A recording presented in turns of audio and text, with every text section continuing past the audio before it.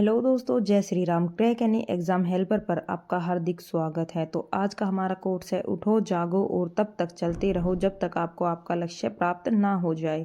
तो जो आज की हमारी क्लास है वो रहेगी आपकी युक्ति पब्लिकेशन की, जिसके अंदर हम देखेंगे आपके कंप्लीट प्राचीन इतिहास को, यानी कि एंशिएंट हिस्ट्री को।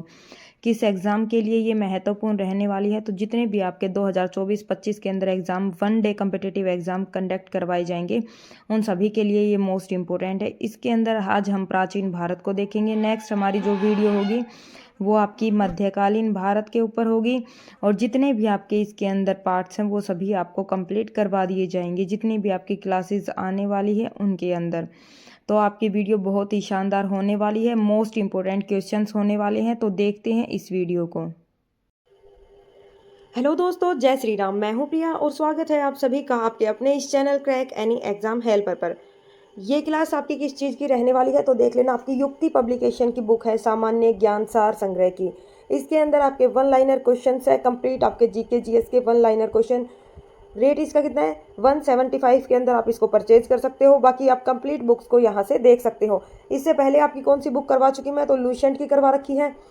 लूसेंट के पार्ट्स भी डाल रखे हैं, 4 से 5 पार्ट्स आपके लूसेंट के डाल रखे हैं, और आपके 1-2.5 घंटे के समथिंग की लूसेंट की मैराथन डाल रखी है। तो जिन भी दोस्तों ने उस मैराथन को नहीं देखा है वो लूसेंट की मैराथन को देख सकते हैं। प्लेलिस्ट के अंदर अगर आप विजिट करेंगे तो वहाँ पर आपको 1-2.5 घंटे की क्लास मिलेगी, जो कि आपकी लूसेंट की मैराथन क्लास है। ज़्यादातर क्वेश्चन आपको यहाँ से देखने को मिलेंगे। आप किसी भी एग्जाम की तैयारी कर रहे हो, यानी कि आपका आरपीएफ आ गया, एसएससी का कोई भी एग्जाम आ गया, आपका रेलवे का कोई भी एग्जाम है, डीटी प्लस भी है, यानी कि वन डे कम्पिटिटिव एग्जाम, जो भी आपका एग्जाम है उन सभी एग्जाम के लिए मोस्ट इम्पोर्टेंट तैयारी के लिए ये बुक रहने वाली है। समझ गए आप बात को? यानी कि इसके अंदर जीके जीएस के सभी वो क्वेश्चंस मिलेंगे जो आपके प्रीवियस ईयर एग्जाम्स के अंदर आपके आ चुके, और वो भी क्वेश्चन मिलेंगे जिनकी आगे आने की संभावना है। यानी कि कंप्लीट जो आपकी जीके जीएस है, कंप्लीट, मैं कंप्लीट की बात कर रही हूँ, उसका पोर्शन यहाँ पर रखा गया है। तो आप इस क्लास को बिल्कुल भी बीच में से स्किप ना करें, ठीक है। मैं कोशिश करूंगी कि इसकी भी एक मैराथन लगाऊं, जो कि आपकी 10 से 12 घंटे की रहने वाली है, या इससे कम की भी हो सकती है, क्योंकि मैं इन क्लास के अंदर आपका एडिशनल पॉइंट ऐड नहीं करने वाली। एडिशनल पॉइंट से जो आपकी वीडियो है वो काफ़ी लंबी चली जाती है। जो 15 मिनट की वीडियो होती है वो आपकी 30 मिनट, 35 या 40 मिनट के समथिंग चली जाती है, अगर उसके अंदर अगर हम लोग एडिशनल पॉइंट ऐड करते हैं तो हम क्या करेंगे, यहाँ पर सीधे आपके क्वेश्चन देखेंगे, देन उसके बाद हैंड टू हैंड उसके क्वेश्चन कर लेंगे। तो इसके अंदर कितने क्वेश्चन हैं आपके, ये भी यहीं पर दिखा देती हूँ। तो इसके अंदर 25,000 प्लस क्वेश्चंस आपके रखे गए हैं। कितने क्वेश्चंस हैं? 25,000 प्लस क्वेश्चंस, ठीक है। तो अब हम देखेंगे कि हम इस चैनल के ऊपर आपको क्या क्या करवाने वाले हैं। सबसे पहले आप ये चीज़ देखना, तो आपकी जितनी भी बुक्स हैं ज़्यादातर जहाँ से जो मोस्ट इंपॉर्टेंट होती है किसी ना किसी के एग्जाम के पॉइंट ऑफ व्यू से, यानी कि आपकी जो युक्ति पब्लिकेशन है ये भी आपकी अच्छी बुक है, लूसेंट भी आपकी अच्छी बुक है। इसके अलावा आपका क्लीन पब्लिकेशन आ गया, अरिहंत की बुक आ गई। एक आपकी जीके जीएस की येलो बुक है, जो किन की है, येलो बुक किनके द्वारा आपकी बनाई गई है या लिखी गई है, तो येलो बुक अंकित भाटी सर की है। RWA जो चैनल है आपका, उसका अंकित भाटी सर की आपकी येलो बुक है, उसका भी रिव्यू करेंगे। इसके अलावा जो आपकी खान सर की रेलवे के लिए बुक है उसको भी देखेंगे। तो ज़्यादातर बुक्स का आपको संग्रह यहाँ पर देखने को मिलेगा। जितने भी आपके क्वेश्चन, यानी कि सभी बुक्स के अंदर आपके सेम क्वेश्चन होते हैं। ये नहीं है कि अलग अलग बुक्स के अंदर आपको अलग अलग क्वेश्चन दिए जाते हैं। तो वो सभी बुक्स को यहाँ पर करने की हम लोग कोशिश करेंगे, जितना ज़्यादा हो सके डालेंगे याद करने के लिए। आप जैसे ही आप 1 से 2 बार वीडियो को देखोगे तो आपको सभी क्वेश्चन यहाँ पर याद हो जाएंगे। यहाँ पर हम क्या क्या देखने वाले हैं, तो आपका भारत का इतिहास देखेंगे, प्राचीन भारत, मध्यकालीन भारत, और एक आपका थर्ड है आधुनिक भारत। जो आपका भारत है, इतिहास है जो आपका, तो 3 पार्ट्स के अंदर डिवाइड है, तो तीनों यहाँ पर देख लेंगे। दूसरा है भारत का भूगोल देखेंगे कि भारत की स्थिति कैसी है, पर्वत कितने हैं, विस्तार कितना फैला हुआ है भारत के अंदर, कौन कौन सी योजना है, आपकी जलवायु कैसी है, कृषि, उद्योग, संचार, इन सभी को देखेंगे यहाँ पर। नेक्स्ट है इसके अंदर विश्व का भूगोल देखेंगे। इसी तरीके से जैसे भारत का भूगोल है उसी तरीके से आपका विश्व का भूगोल देखेंगे। भारतीय राज्य व्यवस्था एवं संविधान, यानी कि यहाँ पर पॉलिटी आपका जो सब्जेक्ट है उसकी बात की गई है, तो पॉलिटी को पढ़ेंगे बहुत अच्छे तरीके से, ठीक है, कि कितनी सूचियां हैं, राष्ट्रपति, उपराष्ट्रपति, जो आपका आरपीएफ का एग्जाम है उसके लिए तो राष्ट्रपति मोस्ट इंपोर्टेंट है, ठीक है। आरपीएफ के लिए भी, वैसे एसएससी के अंदर भी आपका एक क्वेश्चन तो आपको राष्ट्रपति से जरूर देखने को मिलता है, ठीक है। तो ये सभी चीज़ें इसके अंदर मोस्ट इंपोर्टेंट चीज़ें हैं, जो भी आपके ये सब्जेक्ट्स और यूनिट्स जो दे रखी हैं वो सभी आप देख लें। पुरस्कार कौन है, कौन कौन से आपके पुरस्कार दिए गए हैं किस क्षेत्र के अंदर, ठीक है, वो सभी देखेंगे। सामान्य विज्ञान को देखेंगे, अंतर्राष्ट्रीय संगठन जितने भी हैं आपके उनको देखेंगे यहाँ पर। तो और इसी के अंदर आपका कंप्यूटर है, कंप्यूटर भी आप यहीं पर कर लेंगे, क्योंकि जैसे आपका एसएससी का एग्जाम है उसके अंदर 10 से, इसी के अंदर 10 नंबर का कंप्यूटर पूछा जाता है। डीटी प्लस भी हुआ, जैसे उसके अंदर आपका 25 नंबर का कंप्यूटर पूछा गया है। तो इसी तरीके से हम यहाँ पर कंप्यूटर को हड़प्पा सभ्यता का सर्वाधिक मान्यता प्राप्त काल कौन सा है? पीरियड की बात की गई है तो 2500 ईसा पूर्व से लेकर 1750 ईसा पूर्व तक, यानी कि BC तक। नेक्स्ट क्वेश्चन है आपका, सिंधु घाटी की सभ्यता में घोड़े के अवशेष कहाँ से मिले हैं? तो सूरकोटड़ा से घोड़े के अवशेष मिले हैं। सिंधु घाटी स्थल कालीबंगन या कालीबंगा किस प्रदेश के अंदर है या कौन से राज्य के अंदर है? तो ये आपका राजस्थान के अंदर है। किस पदार्थ का उपयोग हड़प्पा कालीन मुद्राओं के निर्माण में मुख्य रूप से किया जाता था? तो किसका यूज किया जाता था? स्टेलाइट का, यानी कि सेल खड़ी का, जो कि एक बिल्कुल ही सॉफ्ट स्टोन है उसका। हड़प्पा सभ्यता किस युग की थी? तो आपकी हड़प्पा सभ्यता जो थी वो कांस्य युग की थी। इससे पहले आपकी तांबे की खोज हो चुकी थी। ठीक है। किस सिंधु घाटी सभ्यता के लोगों का मुख्य व्यवसाय क्या था? तो क्या था? ये लोग व्यापार करते थे। और व्यापार किस चीज़ का करते थे? अगर ये चीज़ पूछी जाए तो सिंडोन का व्यापार, यानी कि कपास का। वहाँ के लोग कपास को ही सिंडोन बोलते थे। हड़प्पा सभ्यता के निवासी थे तो किस तरीके के थे? ये आपके शहरी निवासी थे, यानी कि अर्बन लोग थे। नेक्स्ट क्वेश्चन है आपका, सिंधु घाटी सभ्यता के घर किससे बनाए जाते थे? तो ये घर जो है वो आपके पक्की ईंटों से बनाए गए थे। हड़प्पा वासी किस वस्तु का उत्पादन में सर्वप्रथम थे? तो ये क्या करते थे? कपास का उत्पादन करते थे। हड़प्पा सभ्यता का सर्वप्रथम खोजकर्ता कौन था? तो दयाराम साहनी। कौन थे? दयाराम साहनी, जिन्होंने हड़प्पा सभ्यता की खोज कब की थी? अगर डेट की बात की जाए तो 1921 के अंदर। और दूसरे नंबर पर आपकी खोज हुई थी मोहनजोदड़ो की, जो कि आपको 1922 के अंदर RD बैनर्जी के द्वारा, यानी कि राखलदास बैनर्जी के द्वारा आपकी की गई थी। सिंधु सभ्यता का पतन नगर या फिर बंदरगाह है वो कौन सा था? तो आपका लोथल। ठीक है। पैमाने की खोज ने यह सिद्ध कर दिया कि सिंधु घाटी के लोग माप तोल से परिचित थे। यह खोज जो है वो कहाँ पर हुई थी आपकी? तो ये खोज भी आपकी लोथल के अंदर हुई थी। मोहनजोदड़ो को किस एक अन्य नाम से भी जाना जाता था? तो मृतकों का टीला। मोहनजोदड़ो को अन्य किस नाम से जाना जाता था? मृतकों का टीला। हड़प्पा सभ्यता का प्रचलित नाम है तो क्या नाम है आपका? सिंधु घाटी सभ्यता। कपास का उत्पादन सर्वप्रथम सिंधु क्षेत्र में हुआ, जिसे ग्रीक या यूनान के लोगों ने किस नाम से पुकारा था? तो क्या नाम दिया था इन्होंने? सिंडन या सिंडोन नाम दिया था। किसको दिया था? तो कपास को दिया था। सिंधु घाटी सभ्यता जानी जाती है अपने सुनियोजित नगर नियोजन के लिए। जो है वो सिंधु घाटी सभ्यता जानी जाती है। किस प्रकार की थी आपकी? तो शहरी सभ्यता के रूप में थी, यानी कि अर्बन। भारत में खोजा गया सबसे पहला पुराना शहर था? तो सबसे पहला आपका हड़प्पा खोजा गया था। इसीलिए सिंधु घाटी सभ्यता को हड़प्पा सभ्यता के नाम से जाना जाता है। नेक्स्ट है आपका, भारत में चांदी की उपलब्धता के प्राचीनतम साक्ष्य जो हैं वो कहाँ से मिले हैं? तो हड़प्पा संस्कृति के अंदर मिले हैं। हड़प्पा में एक उन्नत जल प्रबंध प्रणाली का पता चलता है तो वो कहाँ से चलता है? आपका उन्नत जल प्रबंध प्रणाली आपकी धोलावीरा के अंदर इस चीज़ का पता चलता है। नेक्स्ट क्वेश्चन है आपका, हड़प्पा सभ्यता की खोज किस वर्ष हुई थी? तो 1921 के अंदर हड़प्पा सभ्यता की खोज दयाराम साहनी के द्वारा की गई थी। हड़प्पा के मिट्टी के बर्तनों पर सामान्यतः किस रंग का उपयोग हुआ था? तो लाल रंग का उपयोग आपका हुआ था। सिंधु घाटी सभ्यता की विकसित अवस्था में किस स्थल से घरों में कुओं के अवशेष मिलते हैं? तो आपका मोहनजोदड़ो के अंदर जो घर है उनके अंदर कुओं के अवशेष देखने को मिले हैं। सिंधु घाटी सभ्यता की खोज निकालने में जिन दो भारतीयों ने नाम जुड़ा है वो कौन कौन से हैं? तो दयाराम साहनी एवं राखलदास बैनर्जी हैं। कौन कौन है? दयाराम साहनी, जिसने हड़प्पा की खोज की थी। आपका एक राखलदास बैनर्जी, यानी कि जिसको RD बैनर्जी के नाम से भी जाना जाता है, ये आपको देखने को मिलता है। RD बैनर्जी 1922 के अंदर इन्होंने मोहनजोदड़ो की खोज की थी। तो आपने अब तक के क्वेश्चन देखकर दोस्तों ये पता लगा लिया होगा कि ये क्वेश्चंस आपके मोस्ट इंपॉर्टेंट है और किसी न किसी एग्जाम के अंदर पहले आपके पूछे गए हैं। तो इसी तरह हम लोग अपनी सीरीज को स्टार्ट रखेंगे। मोस्ट इंपॉर्टेंट क्वेश्चन रहने वाले हैं और सभी क्वेश्चन आपको यहाँ से लगाने हैं। नेक्स्ट क्वेश्चन है आपका, रंगपुर जहाँ हड़प्पा की समकालीन सभ्यता थी वो कहाँ पर है आपका? तो सौराष्ट्र के अंदर। हड़प्पा एवं मोहनजोदड़ो की पुरातात्विक खुदाई के प्रभावी थे तो कौन थे? Sir John Marshall. पुरातात्विक जो खुदाई थी हड़प्पा और मोहनजोदड़ो की, उसके प्रभावी कौन थे? तो जॉन मार्शल।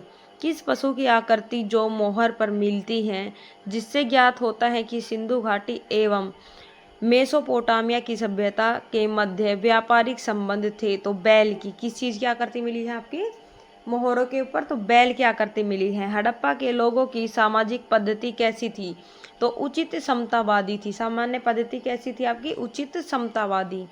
हड़प्पा सभ्यता के अंतर्गत हल से जोते गए खेत का साक्ष्य कहाँ से मिला है, तो कहाँ से मिला आपका कालीबंगा से मिला है। हड़प्पा सभ्यता के अंतर्गत हल से जोते गए जो खेत हैं वो कहाँ पर मिले हैं आपके कालीबंगा से। अगर आपसे पूछे कि टूटी हुई चूड़ियों के साक्ष्य कहाँ से मिले हैं, तो वो भी आपके कालीबंगा से प्राप्त हुए हैं। नेक्स्ट क्वेश्चन है आपका सेंधव सभ्यता की ईंटों का अलंकरण किस स्थान से मिलता है, तो ये आपका कालीबंगा से मिलता है। मोहनजोदड़ो कहाँ पर स्थित है आपका, तो सिंध के अंदर स्थित है। सिंधु सभ्यता में वृत्त स्नानागार पाया गया है, यानी कि ग्रेट बात की गई है यहाँ पर, तो पाया गया कहाँ पर, तो आपका मोहनजोदड़ो में। हड़प्पा कालीन स्थलों में अभी तक किस धातु की प्राप्ति नहीं हुई है, तो लोहे की प्राप्ति अभी तक नहीं हुई है।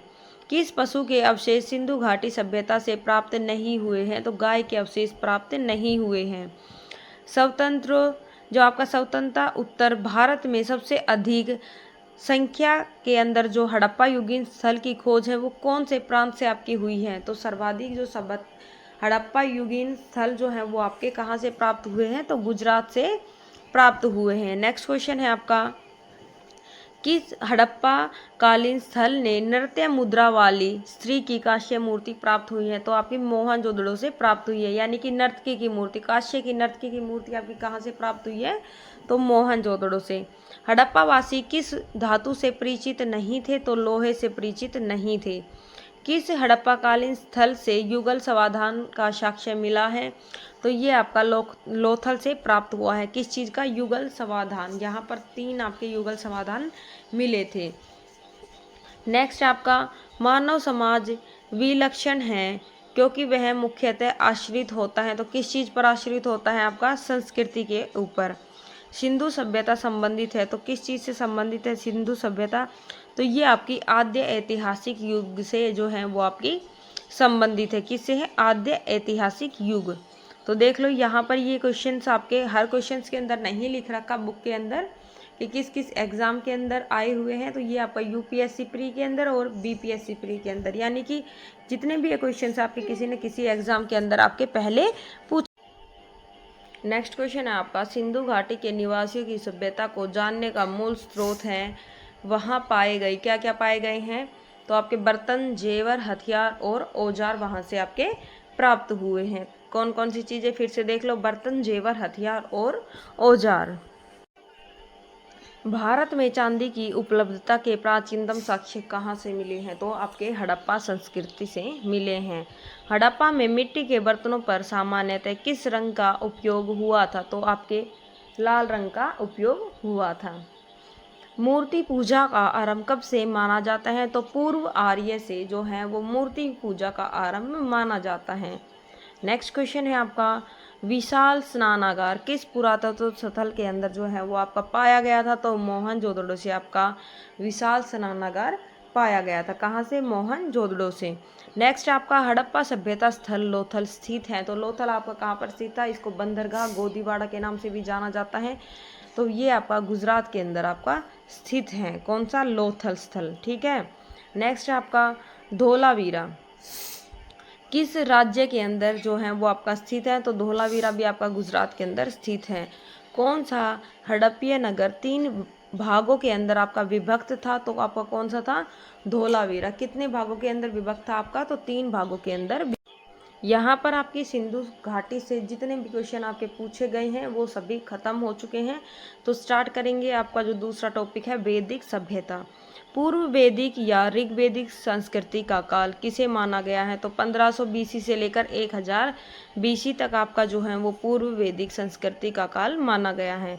उत्तर वैदिक संस्कृति का काल जो है वो कब से कब तक माना गया है, तो ये आपका 1000 से लेकर 600 बीसी तक का माना गया है आपका, ठीक है। बीसी यानी कि बिफोर क्राइस्ट, ईसा मसीह के जन्म से पहले का जो समय है वो आपका बीसी के अंदर काउंट होता है, जो कि आपका डिसेंडिंग ऑर्डर के अंदर लगता है। नेक्स्ट आपका आर्य शब्द का शाब्दिक अर्थ है, तो आर्य शब्द का शाब्दिक अर्थ क्या होता है आपका, तो श्रेष्ठ होता है। श्रेष्ठ या कुलीन जो है वो आर्य शब्द का शाब्दिक अर्थ है। किस फसल का ज्ञान वैदिक काल के लोगों को नहीं था, तो तंबाकू का ज्ञान नहीं था। उत्तर वैदिक काल के वेद विरोधी और ब्राह्मण विरोधी धार्मिक अध्यापकों को किस नाम से जाना जाता था, तो श्रमण के नाम से। फिर से क्वेश्चन को देख लो। उत्तर वैदिक काल के अंदर जो वेद विरोधी थे, वेद विरोधी और ब्राह्मण विरोधी जो अध्यापक थे, धार्मिक अध्यापक, उनको किन नाम से जाना जाता था, तो उनको श्रमण के नाम से जाना जाता था। नेक्स्ट क्वेश्चन जो है वो है आपका, वैदिक गणित का महत्वपूर्ण अंग है, तो क्या है वैदिक गणित का महत्वपूर्ण अंग, तो आपका शूल्ब सूत्र। क्या है आपका, शूल्ब सूत्र। नेक्स्ट क्वेश्चन है, किस वेद में प्राचीन वैदिक युग की संस्कृति के बारे में सूचना दी गई है, तो आपके ऋग्वेद के अंदर दी गई है। वेदों की संख्या कितनी है, तो वेदों की कितनी संख्या, आपकी 4 संख्या है। कौन कौन सी, एक तो आपका हो गया अर्थवेद, यजुर्वेद, एक आपका ऋग्वेद और एक आपका सामवेद। भारत के राजची में प्रयुक्त होने वाला शब्द जो है सत्यमेव जयते, किस उपनिषद से लिया गया है, तो सत्यमेव जयते जो है वो आपका मुंडक उपनिषद से लिया गया है, या आपको मुंडको उपनिषद भी मिल सकता है। ऋग्वेदिक आर्य का मुख्य व्यवसाय क्या था, तो क्या था ऋग्वेदिक जो आपके आर्य थे उसका मुख्य व्यवसाय जो था आपका वो पशुपालन था। क्या था, पशुपालन। नेक्स्ट आपका संगीत, जो भारतीय संगीत है उसका आदि ग्रंथ कहा गया है, तो किसको कहा गया है, तो संगीत के बारे में सामवेद के अंदर देखने को मिलता है। तो आपके ये कुछ प्रमुख दर्शन हैं और उनके प्रवर्तक हैं जहाँ से आपके क्वेश्चन एग्जाम के अंदर देखने को मिलते हैं, तो ये भी देख लेना। सांख्य दर्शन जो है वो किसने दिया था, तो कपिल के द्वारा आपका दिया गया था। न्याय दर्शन आपका गौतम के द्वारा, चावार का आपका चावार के द्वारा, योग दर्शन जो है वो आपका पतंजलि के द्वारा, पूर्व मीमांसा जैमिनी के द्वारा, उत्तर मीमांसा आपका बादरायण के द्वारा। देखो उत्तर मीमांसन बादरायण, पूर्व मीमांसन आपका जैमिनी, और वैशेषिक जो है वो आपका कनाद के द्वारा दिया गया था। किसके द्वारा, कनाद के द्वारा। प्रथम विधि निर्माता कौन है, तो मनु जो है वो प्रथम विधि निर्माता है। कौन है, मनु। कृष्ण भक्ति का प्रथम और प्रधान ग्रंथ है, तो कौन सा है आपका, श्रीमद् भगवत गीता। कृष्ण भक्ति का प्रथम और प्रधान ग्रंथ कृष्ण जो वो है वो आपका है श्रीमद् भगवत गीता। ऋग्वेद में संपत्ति का प्रमुख रूप क्या है, तो आपका कौन सा है, गोधन। ऋग्वेद के किस मंडल के अंदर शूद्र का उल्लेख पहली बार मिलता है, तो आपका शूद्र का जो उल्लेख है वो पहली बार 10वें मंडल के अंदर आपका मिला था। वेदों की रचनाओं को पढ़ने वाले ऋषि को क्या कहते हैं, तो होत्र कहते हैं। होत्र या होता, वेदों की रचनाओं को पढ़ने वाले ऋषि को। ऋग्वेद का संबंध किससे है, तो ईश्वर की महिमा से है। ऋग्वेद का संबंध किससे है, ईश्वर की महिमा से। ऋग्वेद में कुल कितने मंडल हैं, तो आपके 10 मंडल हैं। सूक्तियों की बात की जाए तो 1000 आपकी 28 सूक्तियाँ हैं।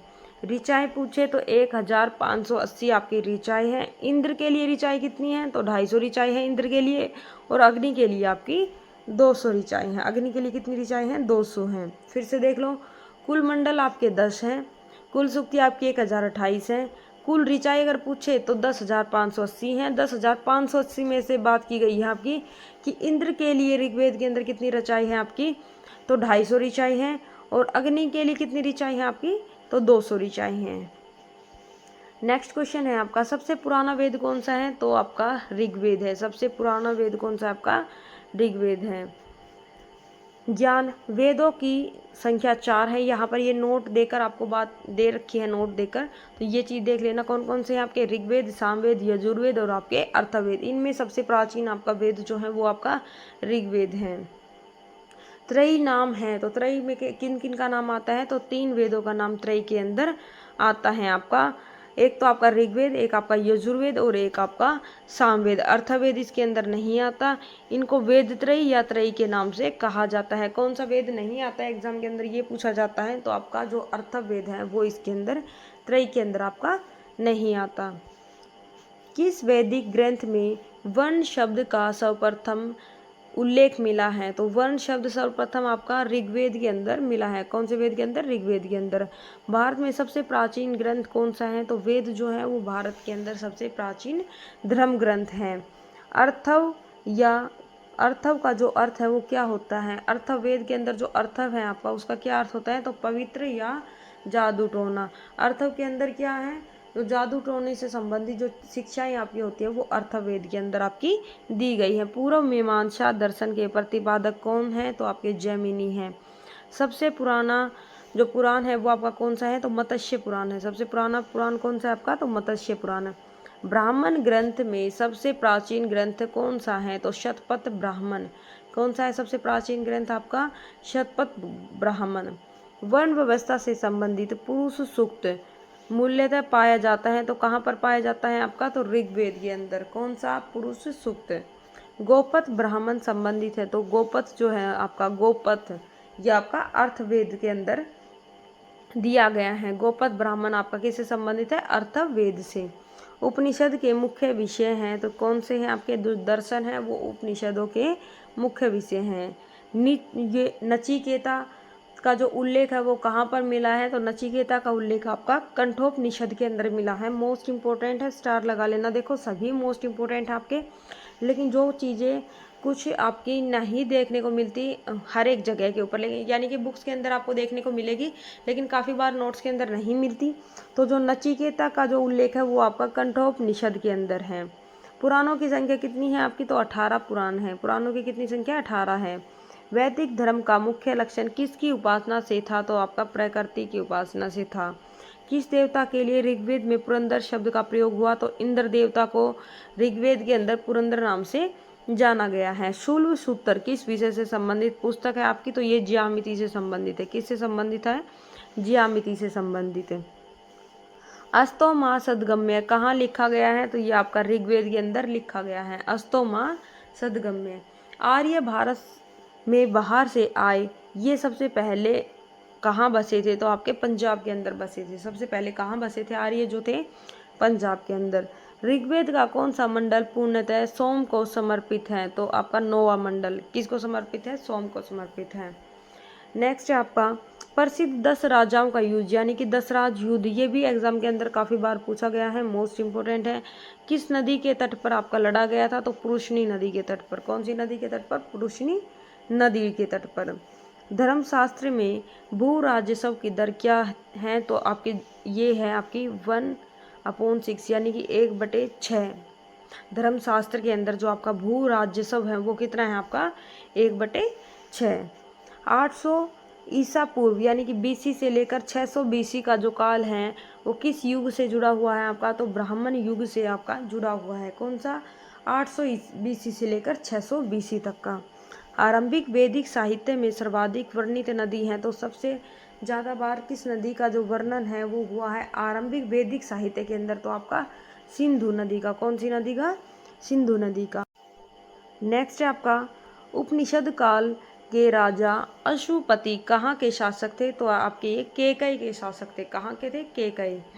अध्यात्म ज्ञान के विषय में नचिकेता और यम का जो संवाद है वो किस उपनिषद के अंदर आपका मिला है? तो कठोपनिषद के अंदर। किन किन का था? नचिकेता और यम का। वैदिक नदी कुबा या काबुल का जो स्थान है वो कहाँ निर्धारित होना चाहिए? तो आपका अफगानिस्तान के अंदर। कहाँ पर? अफगानिस्तान के अंदर। कपिल मुनि द्वारा प्रतिपादित दार्शनिक प्रणाली है, तो कौन सी है आपकी? सांख्य दर्शन। भारत के किस स्थल की खुदाई से लौह धातु के प्रचलन के प्राचीनतम प्रमाण जो हैं वो आपके मिले हैं? तो ये आपके अतरंजी खेड़ा से मिले हैं। कौन सी धातु के? तो लोहे के प्रमाण आपके कहाँ से मिले हैं? अतरंजी खेड़ा से। नेक्स्ट आपका किस काल में अछूत की अवधारणा स्पष्ट रूप से उदित हुई हैं? तो अछूत की अवधारणा जो है वो आपके धर्मशास्त्र के काल में देखी गई है। कौन से काल के अंदर? आपकी धर्मशास्त्र के काल के अंदर। गायत्री मंत्र देवी सावित्री को संबोधित करता है, किस पुस्तक के अंदर मिला है आपका? तो ऋग्वेद के अंदर मिला है। गायत्री मंत्र कहाँ मिला है आपका? तो ऋग्वेद के अंदर। न्यायिक जो दर्शन है, जो आपका न्याय दर्शन को प्रचारित किया था, तो किसने किया था आपका? गौतम। के अंदर जो स्वर्ण आभूषण है वो आपके किस नाम से जाने जाते थे? तो निष्क नाम से जाने जाते थे। ये को इस तरीके से आप याद रख लेना, वरना आप भूल जाओगे। जो प्राचीन भारत के अंदर स्वर्ण आभूषण यानी कि सोने के जो आभूषण है वो आपके निष्क नाम से जाने जाते थे। योग दर्शन के प्रतिपादक हैं, तो कौन है? योग दर्शन किसने दिया था? पतंजलि ने। उपनिषद पुस्तकें हैं तो ये आपके दर्शन के ऊपर आधारित हैं। पूर्व वैदिक आर्य जो हैं उनका धर्म मुख्यतः था तो कौन सा था? प्रकृति पूजा और यज्ञ। पूर्व वैदिक आर्य का धर्म जो था वो क्या था? प्रकृति पूजा और यज्ञ। चरक संहिता नामक पुस्तक किस विषय से संबंधित है? आपकी चरक संहिता, तो ये आपकी चिकित्सा से संबंधित है। चरक संहिता किससे संबंधित है? आपकी चिकित्सा से। यज्ञ संबंधी विधि विधानों का पता चलता है तो ये आपका यजुर्वेद से पता चलता है। वैदिक युगीन सभा क्या थी? वैदिक युगीन सभा क्या थी आपकी? तो मंत्री परिषद। क्या थी सभा आपकी? मंत्री परिषद। वैदिक युग में प्रचलित लोकप्रिय शासन प्रणाली थी तो कैसी थी आपकी? गणतंत्र। सबसे प्राचीन वेद कौन सा है? तो आपका सबसे प्राचीन आपका ऋग्वेद है। और आपको कमेंट के अंदर लिखना है कि सबसे नया वेद आपका कौन सा है। कौन भारतीय दर्शन की आरंभिक विचारधारा है? तो कौन सी है आपकी? तो सांख्य जो है वो भारतीय दर्शन की आरंभिक विचारधारा है। सांख्य, योग, न्याय, वैशेषिक, मीमांसा एवं वेदांत, इन 6 भिन्न भारतीय दर्शनों की स्पष्ट रूप से अभिव्यक्ति हुई है तो कब हुई थी आपकी? वैदिक युग के अंदर। कितने थे आपके? 6 भारतीय दर्शन थे। वैदिक युग के अंदर इनकी जो है वो अभिव्यक्ति आपकी की गई थी। वह दस्तकारी कौन सी है जो आर्यों द्वारा व्यवहार में लाई गई थी? तो कौन सी थी आपकी? लुहार, यानी कि लुहारगिरी जो है वह ऐसी दस्तकारी है जो आपके आर्य द्वारा व्यवहार के अंदर आपकी लाई गई थी। प्राचीनतम व्याकरण अष्टाध्यायी के रचनाकार हैं तो कौन है? पाणिनि। अष्टाध्यायी जो पुस्तक है वो किसके द्वारा लिखी गई थी? तो पाणिनि के द्वारा, यानी कि प्राचीन ग्रंथ है ये आपका। और एग्जाम के अंदर एक क्वेश्चन इस तरीके से आता है कि अष्टाध्यायी के रचनाकार कौन है, या अष्टाध्यायी जो ग्रंथ है वो आपका किसके द्वारा लिखा गया था? तो पाणिनि के द्वारा। नेक्स्ट है आपका कौन सी स्मृति प्राचीनतम है? तो जो आपकी मनुस्मृति है वो आपकी प्राचीनतम है। आदि काव्य की संज्ञा किसे दी जाती है? तो आदि काव्य की संज्ञा रामायण को दी जाती है। प्राचीनतम पुराण है तो कौन सा है? सबसे प्राचीनतम पुराण जो है वो आपका मत्स्य पुराण है। कौन सा है? मत्स्य पुराण। ऋग्वेद में सबसे पवित्र नदी किसे माना गया है? तो ऋग्वेद के अंदर सरस्वती नदी को सबसे पवित्र नदी के रूप में माना गया है। वैदिक समाज की आधारभूत इकाई थी तो कौन सी थी आपकी? काल या कुटुंब जो है वो वैदिक समाज के अंदर आधारभूत इकाई थी। ऋग्वेद युग की प्राचीनतम संस्था कौन सी थी? तो ऋग्वेद युग की बात की गई है तो इसके अंदर सबसे पुरानी जो संस्था थी वो आपकी थी विदत। कौन सी थी? विदत। ब्राह्मण ग्रंथों में सबसे सर्वाधिक प्राचीन कौन है? तो जो शतपथ ब्राह्मण है वो सबसे प्राचीन ब्राह्मण है। गोत्र व्यवस्था प्रचलन में कब आई थी? तो गोत्र आपकी उत्तर वैदिक काल के अंदर आई थी। कौन सी आई थी? गोत्र व्यवस्था। अनुस्मृति मुख्यतः संबंधित है तो जो आपकी समाज व्यवस्था से संबंधित है। कौन सी? मनुस्मृति किससे संबंधित है? समाज व्यवस्था से। नेक्स्ट है आपका गायत्री मंत्र की रचना किसने की थी? तो गायत्री मंत्र की रचना विश्वामित्र के द्वारा की गई थी। अवस्था और ऋग्वेद में सामान्यतः जो समानता है तो अवस्था किस क्षेत्र से संबंधित है आपका? तो आपका ईरान से संबंधित है। अवस्था और जो ऋग्वेद है उन दोनों के अंदर मतलब इक्वलिटी है, यानी कि समानता है, और जो अवस्था है वो आपका ईरान से संबंधित है। नेक्स्ट आपका किन संकलन ऋग्वेद पर आधारित है? तो किसका संकलन जो है वो ऋग्वेद पर आधारित है आपका? तो ये क्वेश्चन का आंसर यहाँ पर देख लो आप। सामवेद का जो संकलन है वो आपका ऋग्वेद के ऊपर आधारित है। किसका है? किस वेद में जादुई माया और वशीकरण का वर्णन किया गया है? तो यहाँ पर जो अर्थवेद है इसके अंदर जादुई माया और वशीकरण का वर्णन किया गया है, यानी कि जादू टोने की बात कौन से वेद के अंदर की गई है आपकी? तो अर्थवेद के अंदर। आर्य शब्द इंगित करता है तो नर जाति समूह को जो है वो आर्य शब्द इंगित करता है। आर्यों का मतलब अगर पूछे आर्य शब्द का क्या अर्थ है तो आपका श्रेष्ठ या कुलीन है। प्राचीनतम विवाह संस्कार का वर्णन करने वाला विवाह सूक्त किसमें पाया गया है? तो ये आपका ऋग्वेद के अंदर पाया गया है। ऋग्वेद में अघन्य यानी कि वध योग्य जो नहीं है इसका शब्द का सबसे पहले किसके लिए किया गया था प्रयोग? तो ये आपका गाय के लिए किया गया था, यानी कि गाय का हम लोग वध नहीं कर सकते। ठीक है। नेक्स्ट आपका ऋग्वेद के अंदर किन नदियों का उल्लेख अफगानिस्तान के साथ आर्यों के संबंध का सूचक है? तो कुभा और क्रमु। कुभा और आर्यों का आर्कटिक होम सिद्धांत का पक्ष किसने लिया था? तो बीजी तिलक ने। यानी कि आर्यों का आर्कटिक होम सिद्धांत का पक्ष किसके द्वारा लिया गया था? बाल गंगाधर तिलक के द्वारा। अर्थव का अर्थ है तो पवित्र जादू। अर्थव का क्या अर्थ है? पवित्र जादू। कौन सा वेद अंशतः गद्य रूप में रचित है? तो जो यजुर्वेद है वो आपका गद्य रूप में रचित है। उत्तर वैदिक काल में किस देवता को सर्वोच्च स्थान प्राप्त था? तो प्रजापति। उत्तर वैदिक काल के अंदर प्रजापति देवता को जो है वो सर्वोच्च स्थान प्राप्त था। संस्कारों की कुल संख्या पूछी जाए तो आपकी 16 संस्कार हैं। कर्म का सिद्धांत संबंधित है तो मीमांसा से है। कर्म का सिद्धांत किससे संबंधित है? आपका मीमांसा से। तो आपका सिंधु घाटी सभ्यता के सभी क्वेश्चंस हो चुके हैं, यानी कि प्रश्न करवा दिए गए हैं। उसके बाद में आपका जो वैदिक काल था उसके क्वेश्चन हो चुके हैं। थर्ड आपका टॉपिक स्टार्ट होता है बौद्ध धर्म एवं जैव धर्म। तो दोनों को आप अच्छे से देख लेना।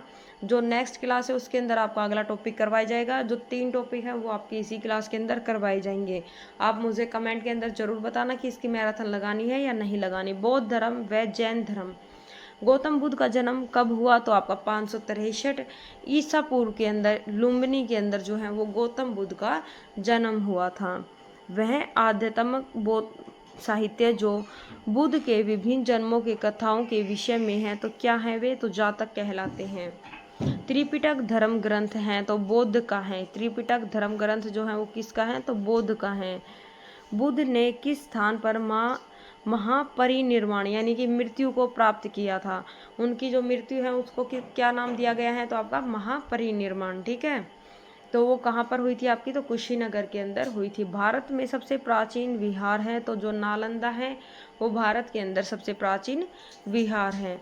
बुद्ध की मृत्यु के बाद प्रथम बौद्ध संगति की अध्यक्षता किसके द्वारा की गई थी? तो महाकश्यप के द्वारा जो है वो प्रथम संगति की अध्यक्षता की गई थी। किसकी मृत्यु के बाद? तो बुद्ध की मृत्यु होने के बाद। नागार्जुन कौन थे? तो बौद्ध दार्शनिक थे। नागार्जुन कौन थे? बौद्ध दार्शनिक।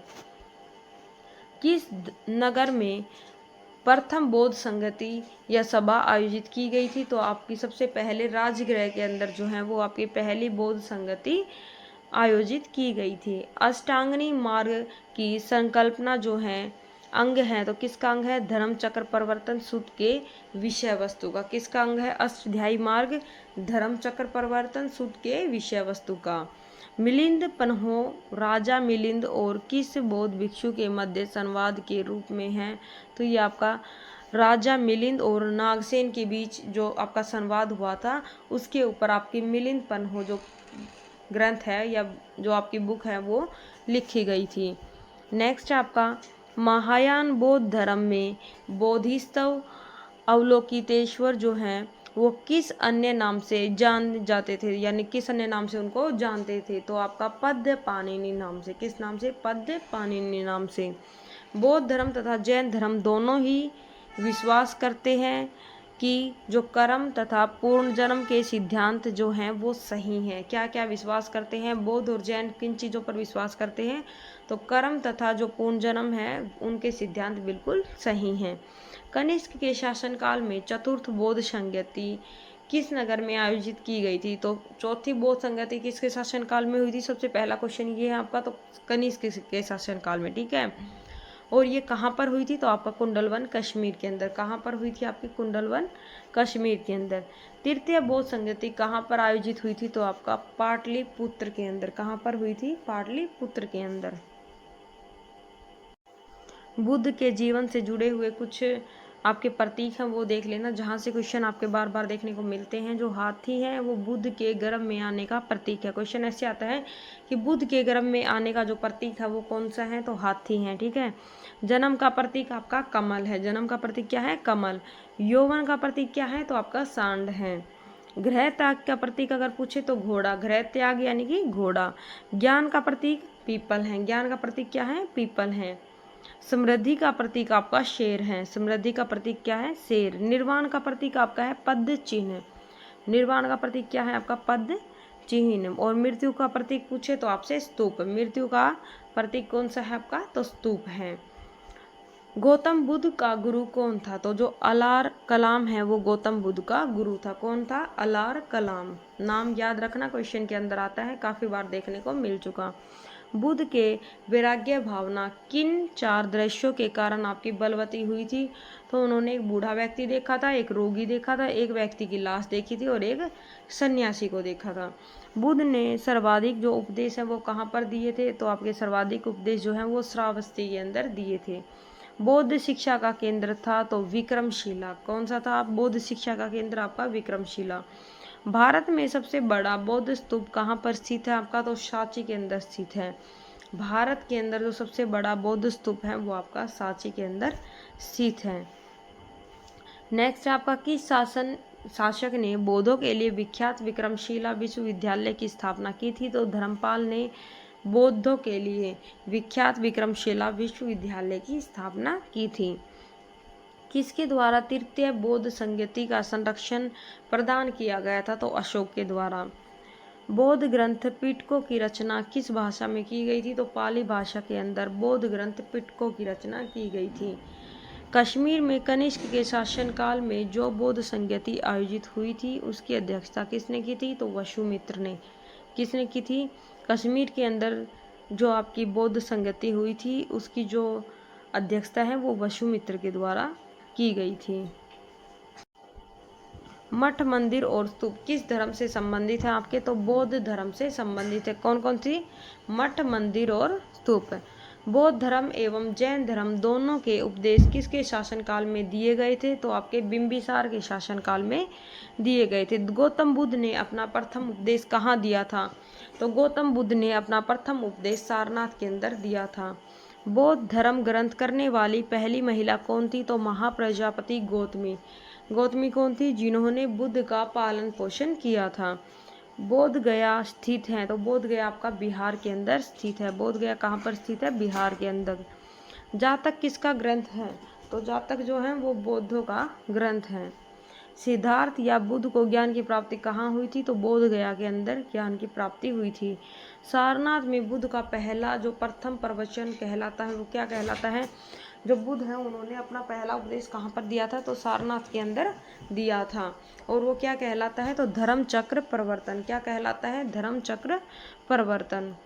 बौद्ध धर्म ने समाज के किन वर्गों पर महत्वपूर्ण प्रभाव डाला? तो महिला और शूद्र वर्ग के ऊपर इन्होंने आपका महत्वपूर्ण प्रभाव को डाला है। बुद्ध के गृह त्याग का प्रतीक है तो गृह त्याग का प्रतीक कौन सा है? घोड़ा। जन्म का प्रतीक कौन सा है आपका? तो कमल। यौवन का प्रतीक पूछे तो सांड। ठीक है।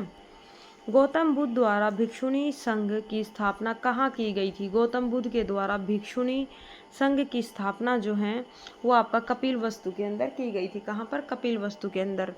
सर्वप्रथम शून्यवाद यानी कि शून्यता का सिद्धांत का प्रतिपादन करने वाले बौद्ध दार्शनिक का नाम पूछे तो नागार्जुन।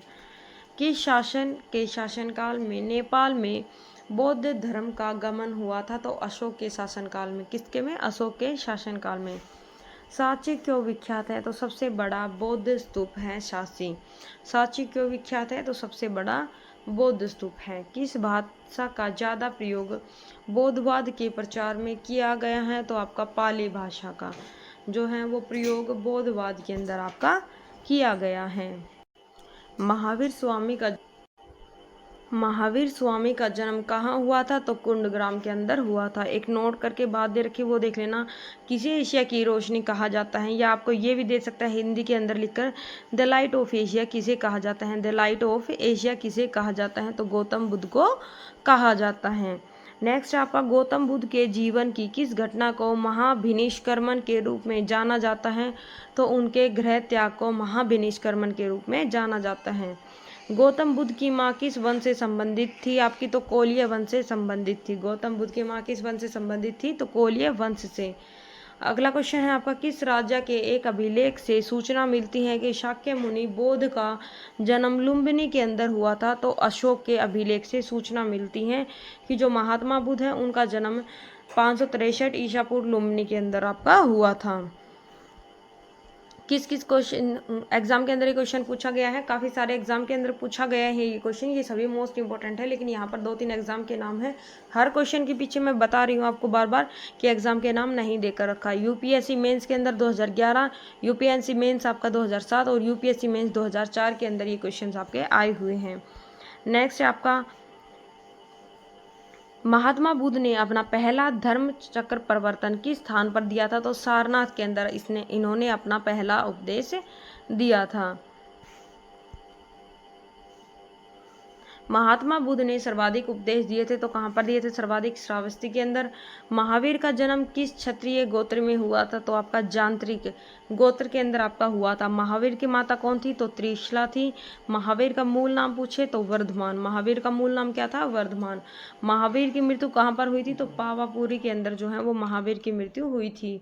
जैनियों के सबसे पहले तीर्थंकर कौन थे? तो जो ऋषभदेव हैं वो जैनियों के सबसे पहले तीर्थंकर थे, यानी कि ये जैन धर्म की बात हुई है। यहाँ पर जो जैनियों लिख रखा है वो जैन धर्म के लिए है, ठीक है। नेक्स्ट आपका जैन परंपरा के अनुसार जैन धर्म में कुल कितने तीर्थंकर हुए थे? तो आपके 24 तीर्थंकर थे। जैन परंपरा के अनुसार महावीर जो स्वामी हैं, महावीर स्वामी वो कौन से तीर्थंकर थे, कौन से नंबर के थे? तो ये आपके 24वें नंबर के थे। कौन से नंबर के? 24वें नंबर के। जैन दर्शन के अनुसार सृष्टि की रचना एवं जो पालन पोषण है वो सार्वभौमिक सत्य से हुआ है। किससे हुआ है? सार्वभौमिक सत्य से। जैन समुदाय में प्रथम जो आपका विभाजन के श्वेतांबर संप्रदाय के संस्थापक थे वो कौन थे? तो आपके स्थूलभद्र थे। कौन थे? स्थूलभद्र। जैन तीर्थंकर पार्श्वनाथ द्वारा प्रतिपादित 4 महाव्रतों में महावीर स्वामी ने 5वें महाव्रत के रूप में क्या जोड़ा था? तो ब्रह्मचर्य को जोड़ा था। 5वें के अंदर जोड़ा था तो कौन सी चीज को जोड़ा था? ब्रह्मचर्य को।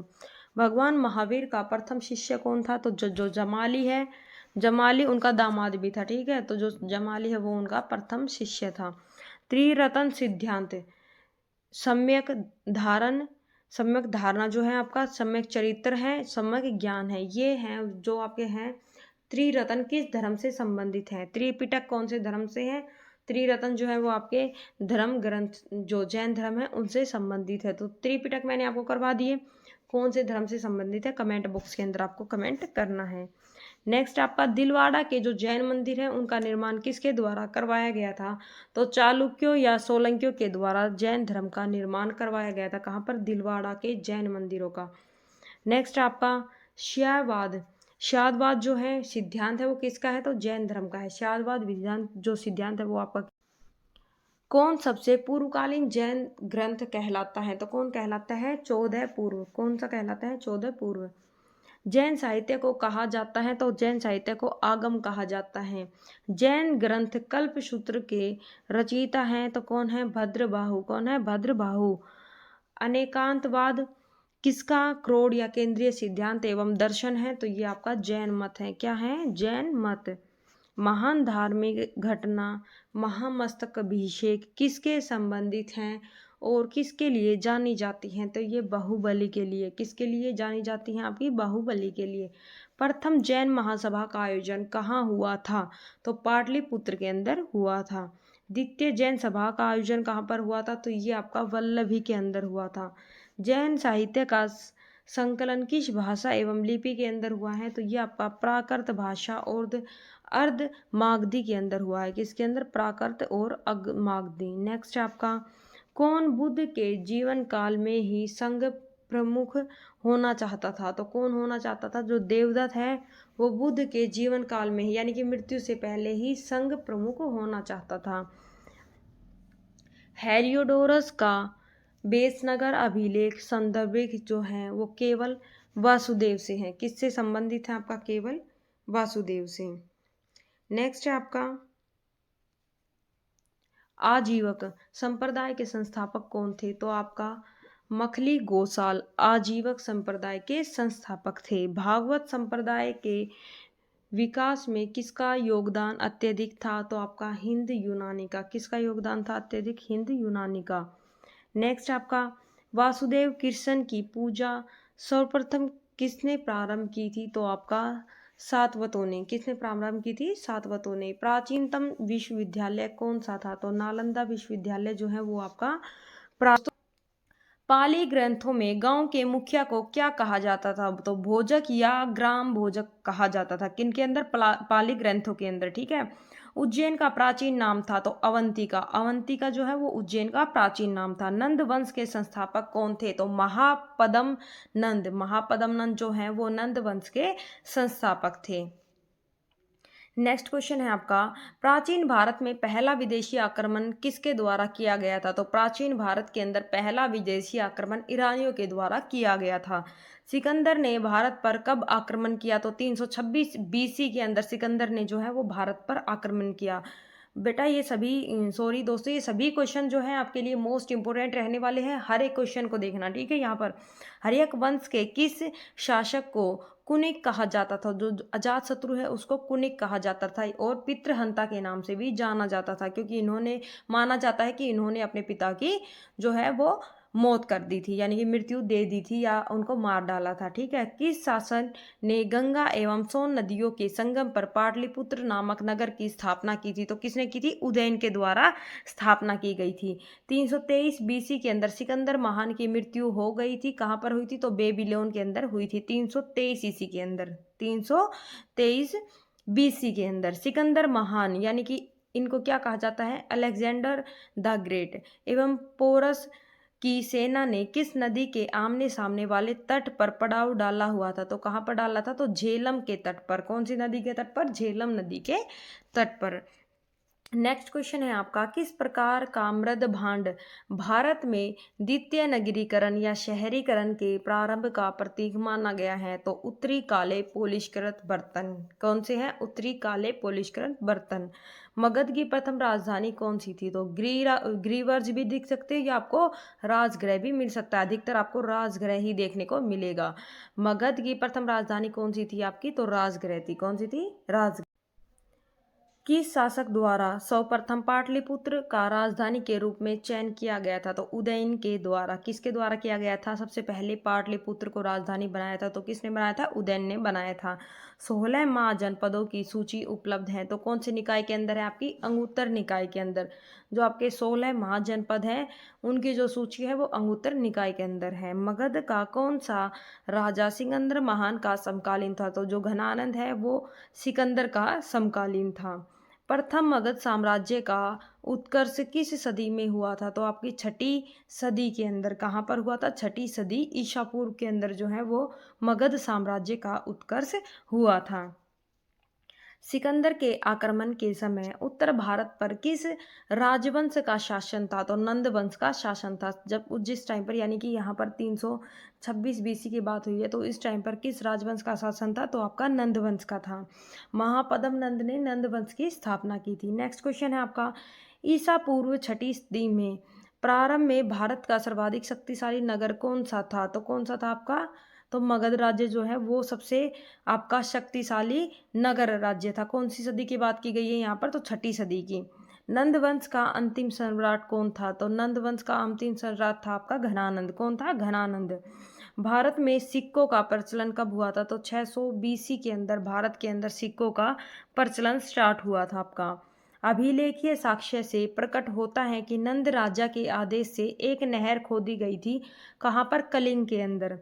पहला ईरानी शासक जिसने भारत के कुछ भाग को अपने अधीन कर लिया था, तो किसने किया था? डेरियस ने।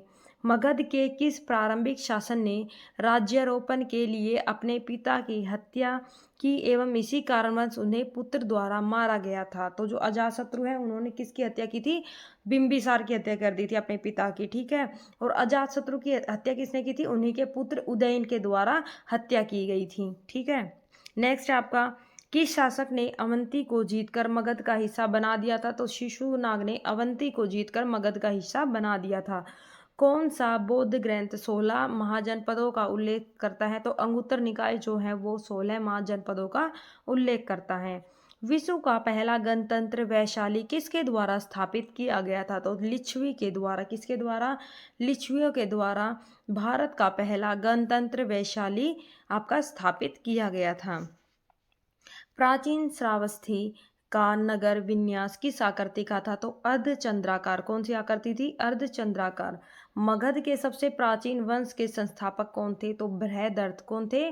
बृहदर्थ। कली ग्रंथों में गांव के मुखिया को क्या कहा गया है? तो भोजक कहा गया है। यहाँ पर कली नहीं पाली आएगा। पाली ग्रंथों के अंदर गांव के मुखिया को भोजक या ग्राम भोजक के रूप में जाना जाता है। गृहपति का अर्थ क्या है? तो धनी व्यक्ति गृहपति का अर्थ है। क्या है? गृहपति का अर्थ है धनी व्यक्ति। आपकी ये जैन संगति है, इसको देख लो कि जो आपकी पहली संगति थी वो और दूसरी संगति का जो टाइम पीरियड था वो क्या था। तो पहली संगति आपके चंद्रगुप्त मौर्य के समय में हुई थी। स्थान पूछे तो पाटलिपुत्र, और अध्यक्षता किसने की थी, तो स्थूलभद्र के द्वारा इसकी अध्यक्षता की गई थी। दूसरी संगति आपकी 512 ईस्वी के अंदर हुई थी, जो कि आपकी वल्लभी नामक स्थान पर हुई थी। और अगर इसके अध्यक्ष पूछे तो क्षमाश्रमण, कौन थे, देवध्री क्षमाश्रमण। नेक्स्ट आपकी ये तो दोनों जैन समितियां थी जो कि आपकी मोस्ट इंपोर्टेंट है, एग्जाम के अंदर पूछी जाती हैं। और आपकी 4 बौद्ध संगीतियां हुई थी, ये भी आपकी मोस्ट इंपोर्टेंट है, ये भी देख लेना, पहली, दूसरी, तीसरी, चौथी। पहली हुई थी 483 बीसी के अंदर, दूसरी 383 के अंदर, तीसरी आपकी 251 बीसी के अंदर, और आपकी पहली सदी के अंदर हुई थी चौथी संगीति। ठीक है, किस किस शासक के द्वारा हुई थी, आपकी कौन से शासक के पीरियड काल के अंदर हुई थी, तो ये देखना ए के, ठीक है, ये याद रखना, ए के यानी कि अजातशत्रु, कालाशोक, अशोक, कनिष्क, ए के आप ट्रिक को याद रखना, ए के अजातशत्रु, कालाशोक, अशोक, कनिष्क। ठीक है, कौन से स्थान पर हुई थी, तो राजगृह, वैशाली, पाटलिपुत्र, और एक आपका कुंडलवन, RVPK, कौन से स्थान पर, RVPK, राजगृह, वैशाली, पाटलिपुत्र, और आपका कुंडलवन। अध्यक्षता किसके द्वारा की गई थी, तो महाकश्यप के द्वारा, सर्वकामिनी, मोगलीपुत्र और वसुमित्र। महाकश्यप ने कहा था सबको बुला कर लेकर आओ, तो मोगलीपुत्र गया और अपने वसुमित्र यानी कि अपने मित्र को बुला कर ले आया। तो इस चीज से आपको अध्यक्षता को याद रखना है कि किस किसके द्वारा की गई थी। देखो, एक महान व्यक्ति था महाकश्यप, महाकश्यप ने कहा था कि सर्व यानी कि सभी को बुला कर लाओ। मोगलीपुत्र गया, भागा भागा और अपने मित्र को बुला लाया। समझ गए बात को। तो इस तरीके से आपको चारों बौद्ध संगीतियों को याद रखना है, मोस्ट इंपोर्टेंट रहने वाली है, काफी बार आपके एग्जाम के अंदर पूछी गई है और आगे भी पूछे जाने की संभावना है। आपके प्रमुख 16 महाजनपद हैं, ठीक है, और उनकी कौन कौन सी राजधानियां हैं या लोकेशन कौन कौन सी रही थी वो चीज़ें देख लेना एक बार। तो सबसे पहला आता है आपका मगध, मगध की राजधानी थी राजगीर या राजगृह। अंग, अंग से कौन सी होगी आपकी चंपा, अंग से कौन सी होगी चंपा। काशी से कौन सी हो गई, काशी की वाराणसी। वज्जी, वैशाली, वज्जी, वैशाली। कौशल है आपकी श्रावस्ती। कुरु की कौन सी राजधानी है, इंद्रप्रस्थ, कुरु की कौन सी है, इंद्रप्रस्थ। और चेदी की शक्तिमती, चेदी की शक्तिमली। मल्ल, कुशीनगर एवं पावा, पावा कुशीनगर, मल्ल की जो है वो राजधानी है। अशमक की कौन कौन सी है, तो पोतन, कौन सी है अशमन की, पोतन। वत्स की कौन सी है, वत्स, कौशाम्बी, वत्स की कौशाम्बी। पाचाल की, तो पाचाल की है अहिछत्र, कौन सी है, अहिछत्र। मत्स्य की हो गई आपकी विराटनगर, कौन सी हो गई मत्स्य की आपकी विराटनगर। अवंती की उज्जैनी, अवंती की उज्जैनी और महिष्मती, दोनों को याद रखना।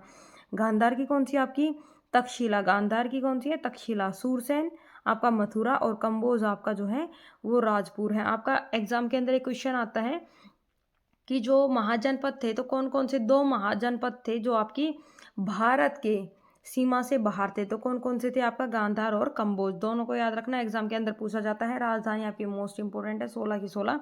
जैसे ही आप 1 से 2 बार देखोगे तो आपको सारी याद हो जाएंगी। नेक्स्ट आपका आता है मौर्य काल। तो मौर्य काल कब से कब तक रहा आपका, 322 बीसी से लेकर 185 बीसी तक। मौर्य साम्राज्य की स्थापना किसने की थी, तो चंद्रगुप्त मौर्य के द्वारा मौर्य साम्राज्य की आपकी स्थापना की गई थी। नेक्स्ट आपका मौर्य साम्राज्य में प्रचलित मुद्रा का क्या नाम था, तो पर्ण नाम था। जो मौर्य साम्राज्य के अंदर जो मुद्रा आपकी चली हुई थी उसका नाम क्या था, पर्ण। अशोक का उत्तराधिकारी कौन था, तो कुणाल जो है वो अशोक का उत्तराधिकारी था। कौन था, कुणाल। मुद्रा राक्षस का लेखक कौन था, तो ये पुस्तक है आपके काफी बार एग्जाम के अंदर पूछी गई है, मोस्ट इंपोर्टेंट रहने वाली है। तो जो पुस्तक है वो भी आपकी सभी करवाई जाएंगी, और बाकी जिन भी स्टूडेंट को नोट्स परचेज करने हैं जीके जीएस के, वो हमसे नोट्स भी ले सकते हैं। जो आपके एसएससी रेलवे किसी भी एग्जाम के लिए 1 डे कम्पिटिटिव जो भी आपका एग्जाम है उन सभी के लिए मोस्ट इंपोर्टेंट रहने वाले हैं। मुद्रा राक्षस के लेखक कौन थे, तो विशाख दत्त। कौन थे, विशाख दत्त। नेक्स्ट आपका वह व्यक्ति कौन है जिसका नाम देवान प्रियदर्शी भी था, तो मौर्य सम्राट अशोक।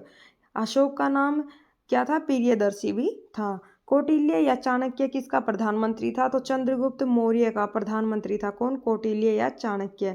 अर्थशास्त्र की रचना अगर पूछे तो कौटिल्य के द्वारा की गई थी।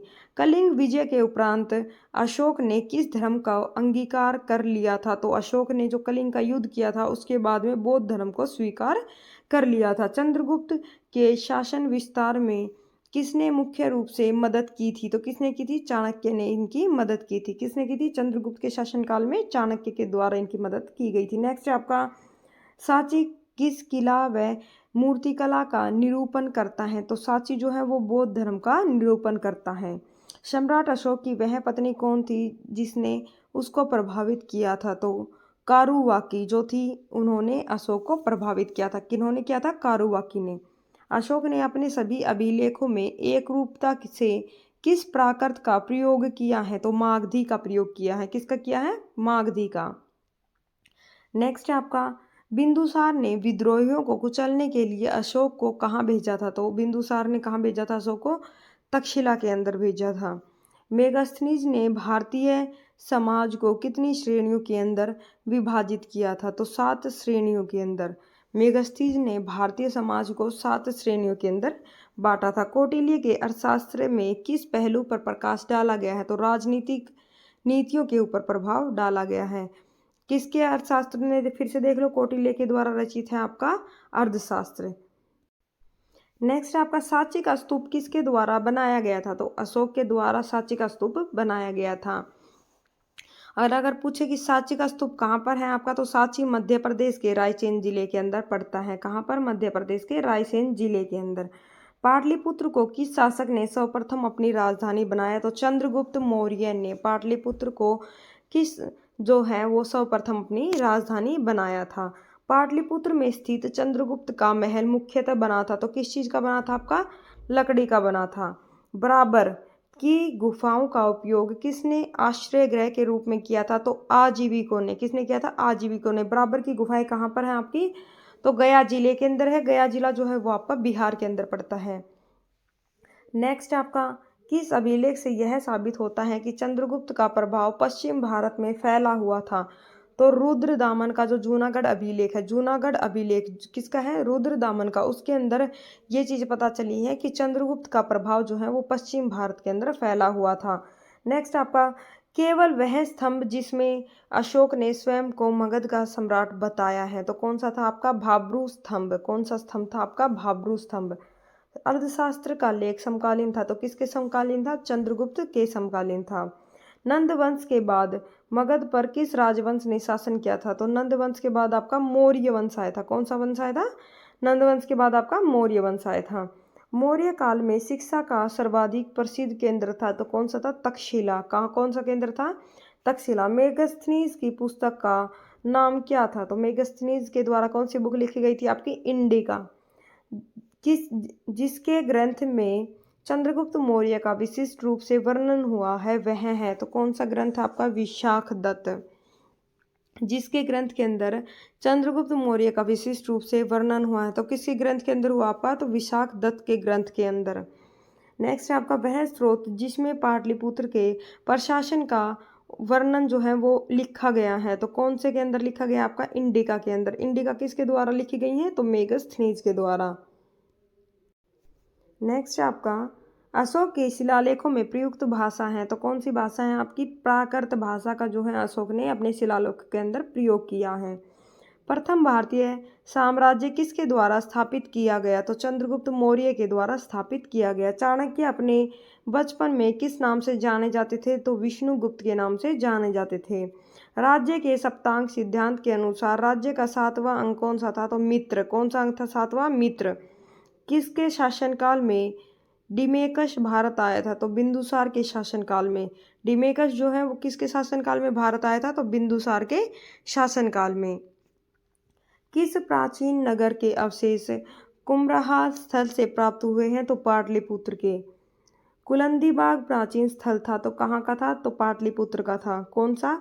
कुलंदीबाग। नेक्स्ट आपका किसने सहिष्णुता, उदारता और आपका करुणा के त्रिविधि आधार पर राजधर्म की स्थापना की थी?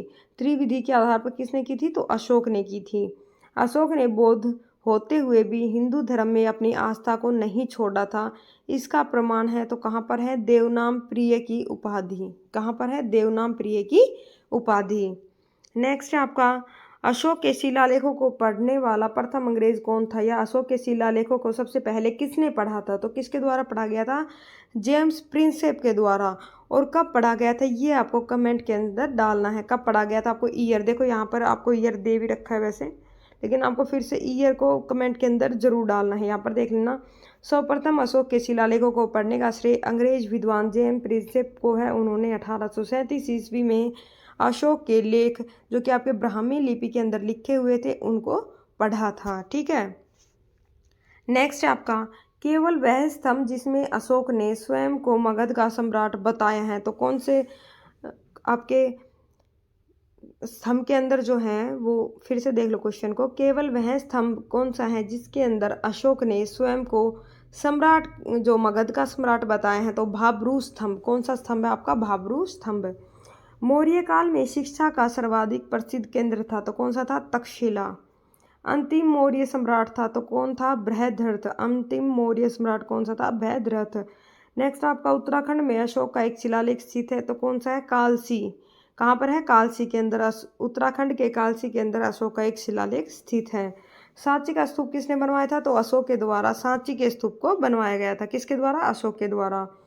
प्राचीन भारत का वह प्रसिद्ध शासक जिसने अपने जीवन के अंतिम दिनों में जैन धर्म को अपनाया था, तो किसने अपनाया था? चंद्रगुप्त मौर्य ने। कौन से धर्म को अपनाया था अंतिम दिनों के अंदर? तो जैन धर्म को। कलिंग युद्ध की विजय तथा क्षत्रियों का वर्णन अशोक के किस शिलालेख में है? तो आपका इस वाले शिलालेख में, ये रोमन के अंदर लिख रखा है आपका, ये देख लेना आप कौन से शिलालेख के अंदर है। कमेंट के अंदर आपको ये रोमन वर्ड जरूर बताना है। ठीक है, अशोक के कितने शिलालेख थे ये भी आपको बताना है कि कुल अशोक के कितने शिलालेख थे और कौन से शिलालेख के अंदर कलिंग के युद्ध की विजय और क्षत्रियों का वर्णन किया गया है। समझ के बात को, कौन सा शिलालेख है आपका? तो 13वें शिलालेख के अंदर। नेक्स्ट है आपका, प्रसिद्ध यूनानी राजदूत मेगास्थनीज भारत में किसके दरबार में आए थे? तो चंद्रगुप्त मौर्य के दरबार में आए थे। चंद्रगुप्त मौर्य ने सेल्यूकस को कब पराजित किया? तो 305 बीसी के अंदर सेल्यूकस को पराजित किया था। किसने किया था? चंद्रगुप्त मौर्य ने। नेक्स्ट आपका, भारतीय लिखने की कला नहीं जानते, यह किसकी उक्ति है? तो मेगास्थनीज की। मेगास्थनीज ने लिखा था कि भारतीय जो है वो लिखने की कला को नहीं जानते। मौर्य काल में गुप्तचरों को क्या कहा जाता था? तो गुड पुरुष कहा जाता था। मौर्य काल के अंदर गुप्तचरों को क्या कहा जाता था? तो गुड पुरुष। नेक्स्ट आपका, अशोक के समकालीन तुर्मे कहाँ का राजा था? तो अशोक के समकालीन राजा था तुर्मे, वो कहाँ का था? तो मिस्र का राजा था। कहाँ का? मिस्र का। किस ग्रंथ में शूद्रों के लिए आर्य शब्द प्रयोग हुआ है? तो कहाँ पर हुआ है? तो आपका अर्थशास्त्र के अंदर आर्य शब्द का प्रयोग हुआ है। किन के लिए? तो शूद्रों के लिए। कौटिल्य द्वारा रचित अर्थशास्त्र जो है वो कितने अधिकारणों के अंदर विभाजित है आपकी? तो 15 के अंदर। कितने के अंदर? 15 के अंदर। अशोक ने 261 ईसा पूर्व में कलिंग को जीतने के बाद क्या किया? अशोक ने 261 ईसा पूर्व में कलिंग को जीतने के बाद क्या किया था? तो भारी रक्तपात देखकर युद्ध की नीति को सदा के लिए त्याग दिया था। जब अशोक ने कलिंग का युद्ध किया था उसके बाद उन्होंने क्या किया था? युद्ध को ही त्याग दिया था और बौद्ध धर्म को अपना लिया था। अशोक के जो शिलालेख संगम राज्य के बारे में हमें बताते हैं तो उनमें क्या शामिल है? तो दूसरा एवं 13वां शिलालेख। कौन कौन से हैं? दूसरा, सेकंड और 13वां शिलालेख। अशोक ने श्रीलंका में बौद्ध धर्म का प्रचार के लिए किसको भेजा था? तो श्रीलंका के अंदर किसको भेजा था? महेंद्र और संघमित्रा को, उनके बेटे और एक बेटी को भेजा था। कहाँ पर? श्रीलंका के अंदर। किसके लिए? तो बौद्ध धर्म के प्रचार प्रसार के लिए। अशोक के मनसेहेरा एवं शहबाज घड़ी से प्राप्त बृहत शिलालेखों में किस भाषा का प्रयोग किया गया है? तो खरोष्टी भाषा का प्रयोग किया गया है। कौन सी लिपि है आपकी? खरोष्टी लिपि। नेक्स्ट आपका, श्रीनगर की स्थापना किस मौर्य शासक ने की? तो अशोक ने की थी। किसकी स्थापना? श्रीनगर की स्थापना। किस अभिलेख में चंद्रगुप्त मौर्य और अशोक दोनों का उल्लेख किया गया है? महाक्षत्रप रुद्रदमन का जूनागढ़ अभिलेख के अंदर। कहाँ पर? महाक्षत्रप रुद्रदमन का जूनालेख अभिलेख जो है आपका उसके अंदर। ठीक है, तो यहाँ पर आपका 6th टॉपिक स्टार्ट हो जाता है मौर्य उत्तरकाल, जो कि आपका 185 बीसी से लेकर 319 ईसा पूर्व तक का है। कहाँ तक का है? AD आएगा यहाँ पर, सॉरी 185 BC से लेकर 319 AD तक का, क्योंकि ये आपका घटते क्रम में चलता है, या यहाँ पर आपका ईस्वी भी आ सकता है। ठीक है, देखो अंतिम मौर्य सम्राट वैदरथ की हत्या कर किसने शुंग वंश की स्थापना की थी? तो पुष्यमित्र के द्वारा शुंग वंश की स्थापना की गई थी। नेक्स्ट क्वेश्चन है आपका, कण्व वंश के संस्थापक कौन थे? तो कण्व वंश के जो स्थापना है वो किसके द्वारा की गई थी? तो वसुदेव के द्वारा। सातवाहन या अंध सातवाहन वंश के संस्थापक कौन थे? तो शिमुख थे। काफी बार एग्जाम के अंदर आ चुका, सातवाहन वंश की स्थापना किसके द्वारा की गई थी? तो शिमुख के द्वारा की गई थी।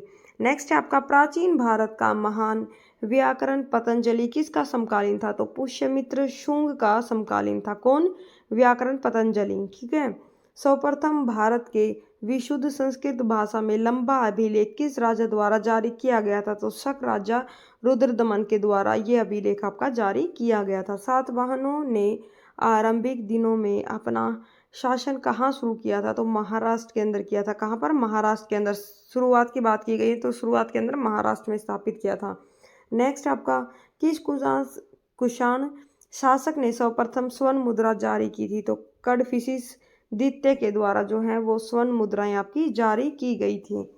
किस वंश के शासकों ने क्षत्रप प्रणाली का प्रयोग किया था? तो शकों ने जो है वो क्षत्रप प्रणाली का प्रयोग किया था। नेक्स्ट आपका, कुषाण काल में सबसे अधिक विकास किस क्षेत्र में हुआ था? तो वास्तुकला के क्षेत्र में। कौन से क्षेत्र के अंदर? वास्तुकला क्षेत्र के अंदर।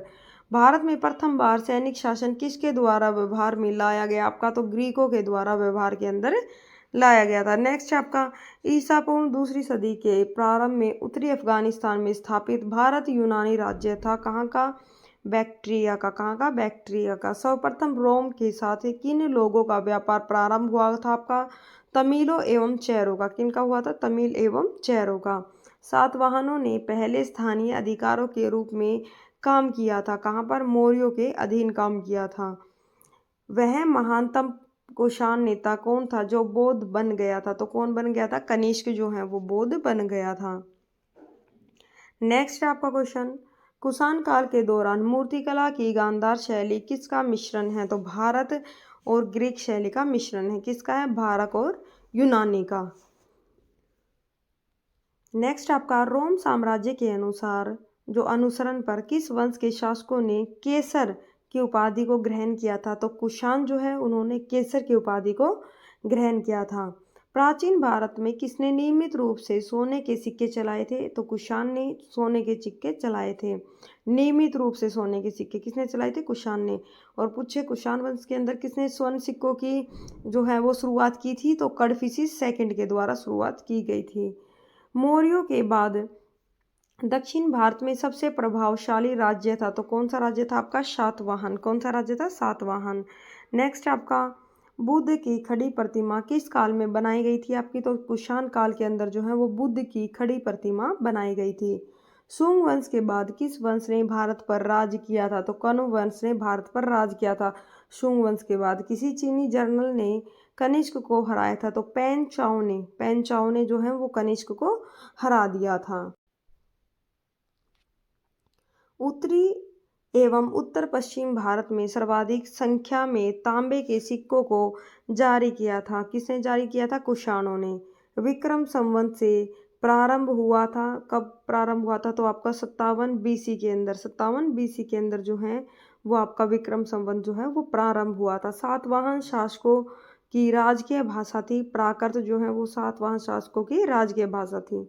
जो कला शैली भारतीय और ग्रीक शैली का सम्मिश्रण है उसे क्या कहते हैं? तो गांधार कला कहते हैं या गांधार शैली कहते हैं। कनिष्क की राजधानी थी पुरुषपुर जो थी वो कनिष्क की राजधानी थी। पुरुषपुर किसका दूसरा नाम था? तो पेशावर का दूसरा नाम था। पेशावर का ही दूसरा क्या नाम था? पुरुषपुर। चरक किसके राज चिकित्सक थे? तो चरक जो है वो कनिष्क के राज चिकित्सक थे। तक्षशिला के प्रसिद्ध स्थल होने का क्या कारण था? तो गांधार कला जो है वो तक्षशिला के प्रसिद्ध होने का कारण था। भारत में सर्वप्रथम स्वर्ण मुद्राएं किसने चलाई थी? तो इंडो बैक्ट्रियन ने। किसने चलाई थी? इंडो बैक्ट्रियन ने। किस संग्रहालय में कुषाणकालीन मूर्तियों का संग्रह अधिक मात्रा में है? तो मथुरा संग्रहालय में। कहाँ पर है? मथुरा संग्रहालय के अंदर। किस वंश के शासकों ने ब्राह्मणों एवं बौद्ध भिक्षुओं को करमुक्त भूमि या गांव देने की प्रथा जो है वो आरंभ की थी? तो सातवाहन वंश ने क्या किया था, जो भूमि दी थी किसके लिए, मंदिरों के लिए दान में दी थी। भारतीय रंगमंच में देवनी का यानी कि पर्दा का शुभारंभ किसने किया था? तो यूनानियों ने किया था। किसने किया था? यूनानियों ने। भारतीयों के महान रेशम मार्ग यानी कि सिल्क रूट किसने आरंभ कराया? तो कनिष्क ने आरंभ कराया था।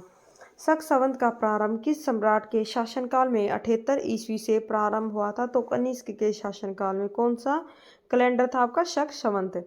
तक्षशिला विश्वविद्यालय स्थित है आपका? तो भारत के अंदर स्थित है। कौन सा? तक्षशिला विश्वविद्यालय।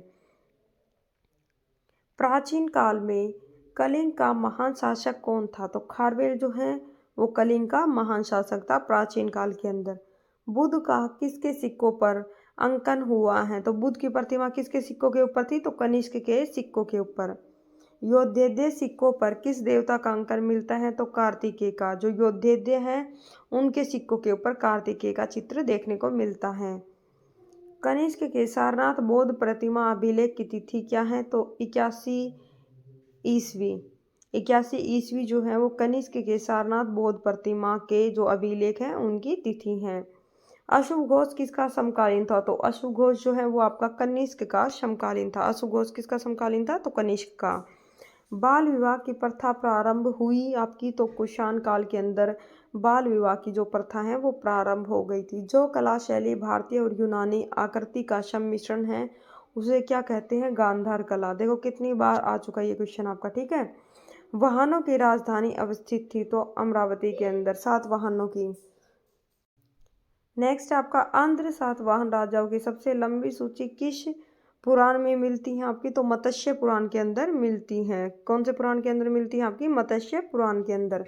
नेक्स्ट आपका पूर्वी रोमन शासक जस्टिनियन का जो आपका सर्वाधिक महत्वपूर्ण योगदान है वो कौन से क्षेत्र के अंदर रहा है? किसका? पूर्वी रोमन शासन जस्टिनियन का। ठीक है, कहाँ पर रहा है? तो आपका विधि के क्षेत्र में। कौन से क्षेत्र में?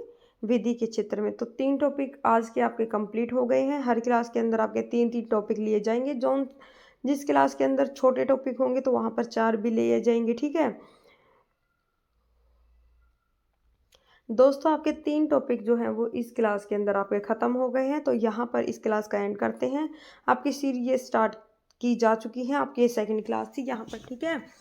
तो सभी वीडियो को देखना, किसी भी क्लास को बीच के अंदर स्किप मत करना। मोस्ट इंपॉर्टेंट क्वेश्चन रहने वाले हैं किसी भी वनडे एग्जाम के लिए, ठीक है दोस्तों। मिलते हैं किसी नेक्स्ट वीडियो के अंदर। जय श्री राम, बाय।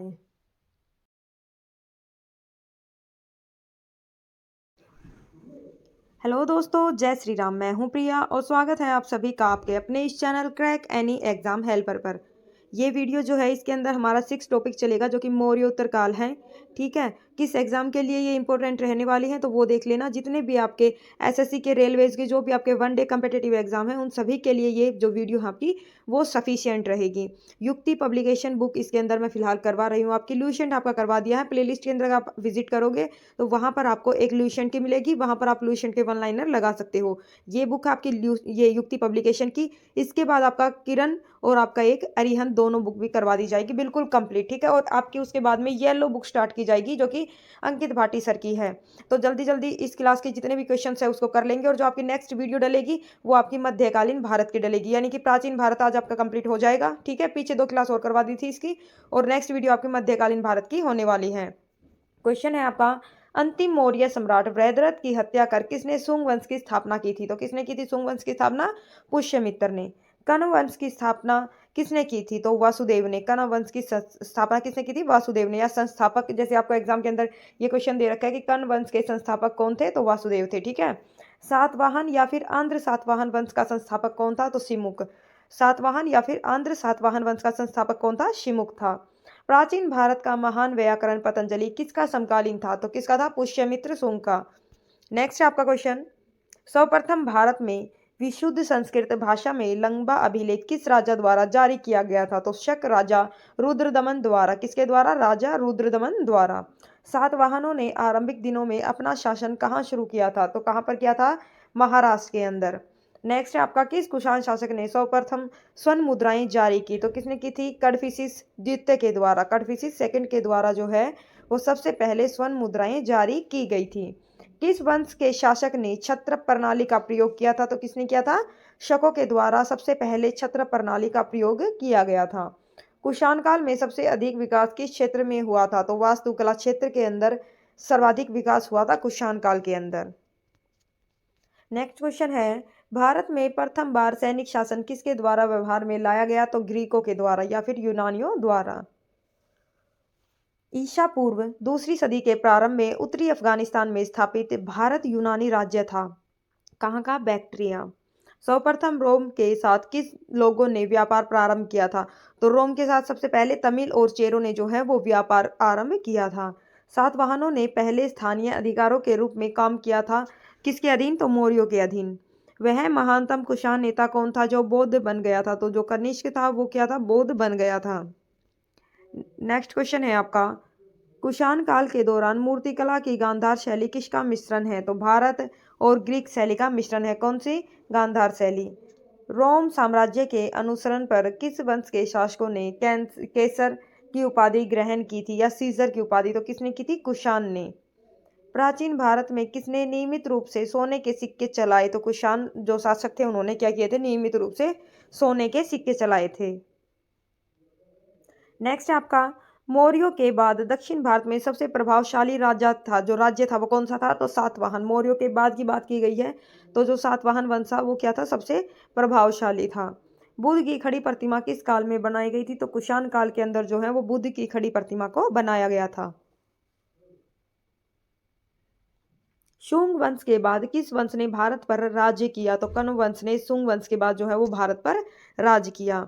नेक्स्ट है, किस चीनी जनरल ने कनिष्क को हराया था? तो पेन चाओ ने। किसने हराया था? पेन चाओ ने। क्वेश्चन है आपका, उत्तरी तथा उत्तरी पश्चिम भारत में सर्वाधिक संख्या में तांबे के सिक्कों को जारी किया था। किसने किया था? कुषाणों ने। सर्वाधिक संख्या के अंदर तांबे के सिक्के, इस लाइन को भी याद रखना आप, ठीक है। और पूछे अगर सबसे पहले सोने के सिक्के किसने चलाए थे, तो भी वो आपके कुषाणों के द्वारा चलाए गए थे। विक्रम संवत कब से प्रारंभ हुआ आपका? तो 57 ईसापुर से जो है वो आपका विक्रम संवत प्रारंभ हुआ था। सातवाहन शासकों की राजकीय भाषा थी, तो कौन सी भाषा थी? प्राकृत भाषा। नेक्स्ट है, जो कला शैली भारतीय और ग्रीक यूनान शैली का सम्मिश्रण है उसे क्या बोलते हैं? तो गांधार शैली कहते हैं। क्या कहते हैं? गांधार शैली। नेक्स्ट क्वेश्चन है आपका, कनिष्क की राजधानी थी तो कौन सी थी? पुरुषपुर। और पुरुषपुर का अगर दूसरा नाम आपसे पूछे तो क्या था? पेशावर। चरक किसके राज्य चिकित्सक थे? तो किसके थे? कनिष्क के। चरक जो है वो कनिष्क के राज्य चिकित्सक थे। नेक्स्ट क्वेश्चन है आपका, तक्षशिला के प्रसिद्ध स्थल होने का क्या कारण था? तो कौन सा कारण था आपका? गांधार कला। कौन सा कारण था? गांधार कला। भारत में सर्वप्रथम स्वर्ण मुद्राएं किसने चलाई थी? तो इंडो बैक्टीरियन ने सबसे पहले क्या चलाई थी? स्वर्ण मुद्राएं। किस संग्रहालय में कुषाणकालीन मूर्तियों का संग्रह अधिक मात्रा में है? तो कौन से में है? मथुरा संग्रहालय के अंदर। कौन से संग्रहालय में है? मथुरा संग्रहालय के अंदर।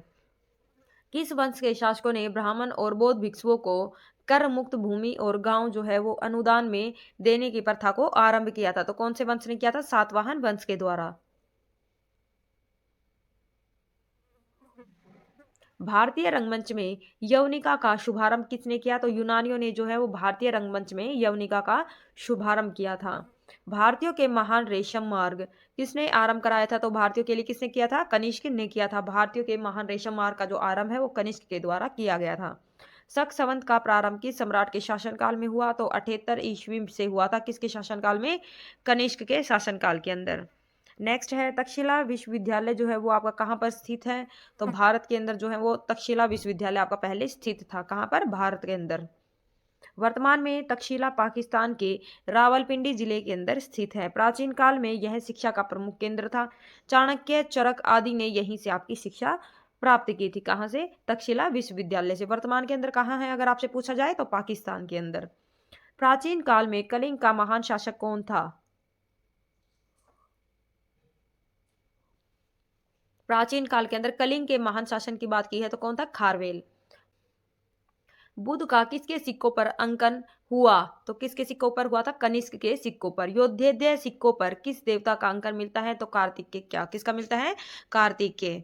नेक्स्ट क्वेश्चन है आपका, कनिष्क के सारनाथ बौद्ध प्रतिमा अभिलेख की तिथि क्या है? 81 ईस्वी। कौन सी है? 81 ईस्वी।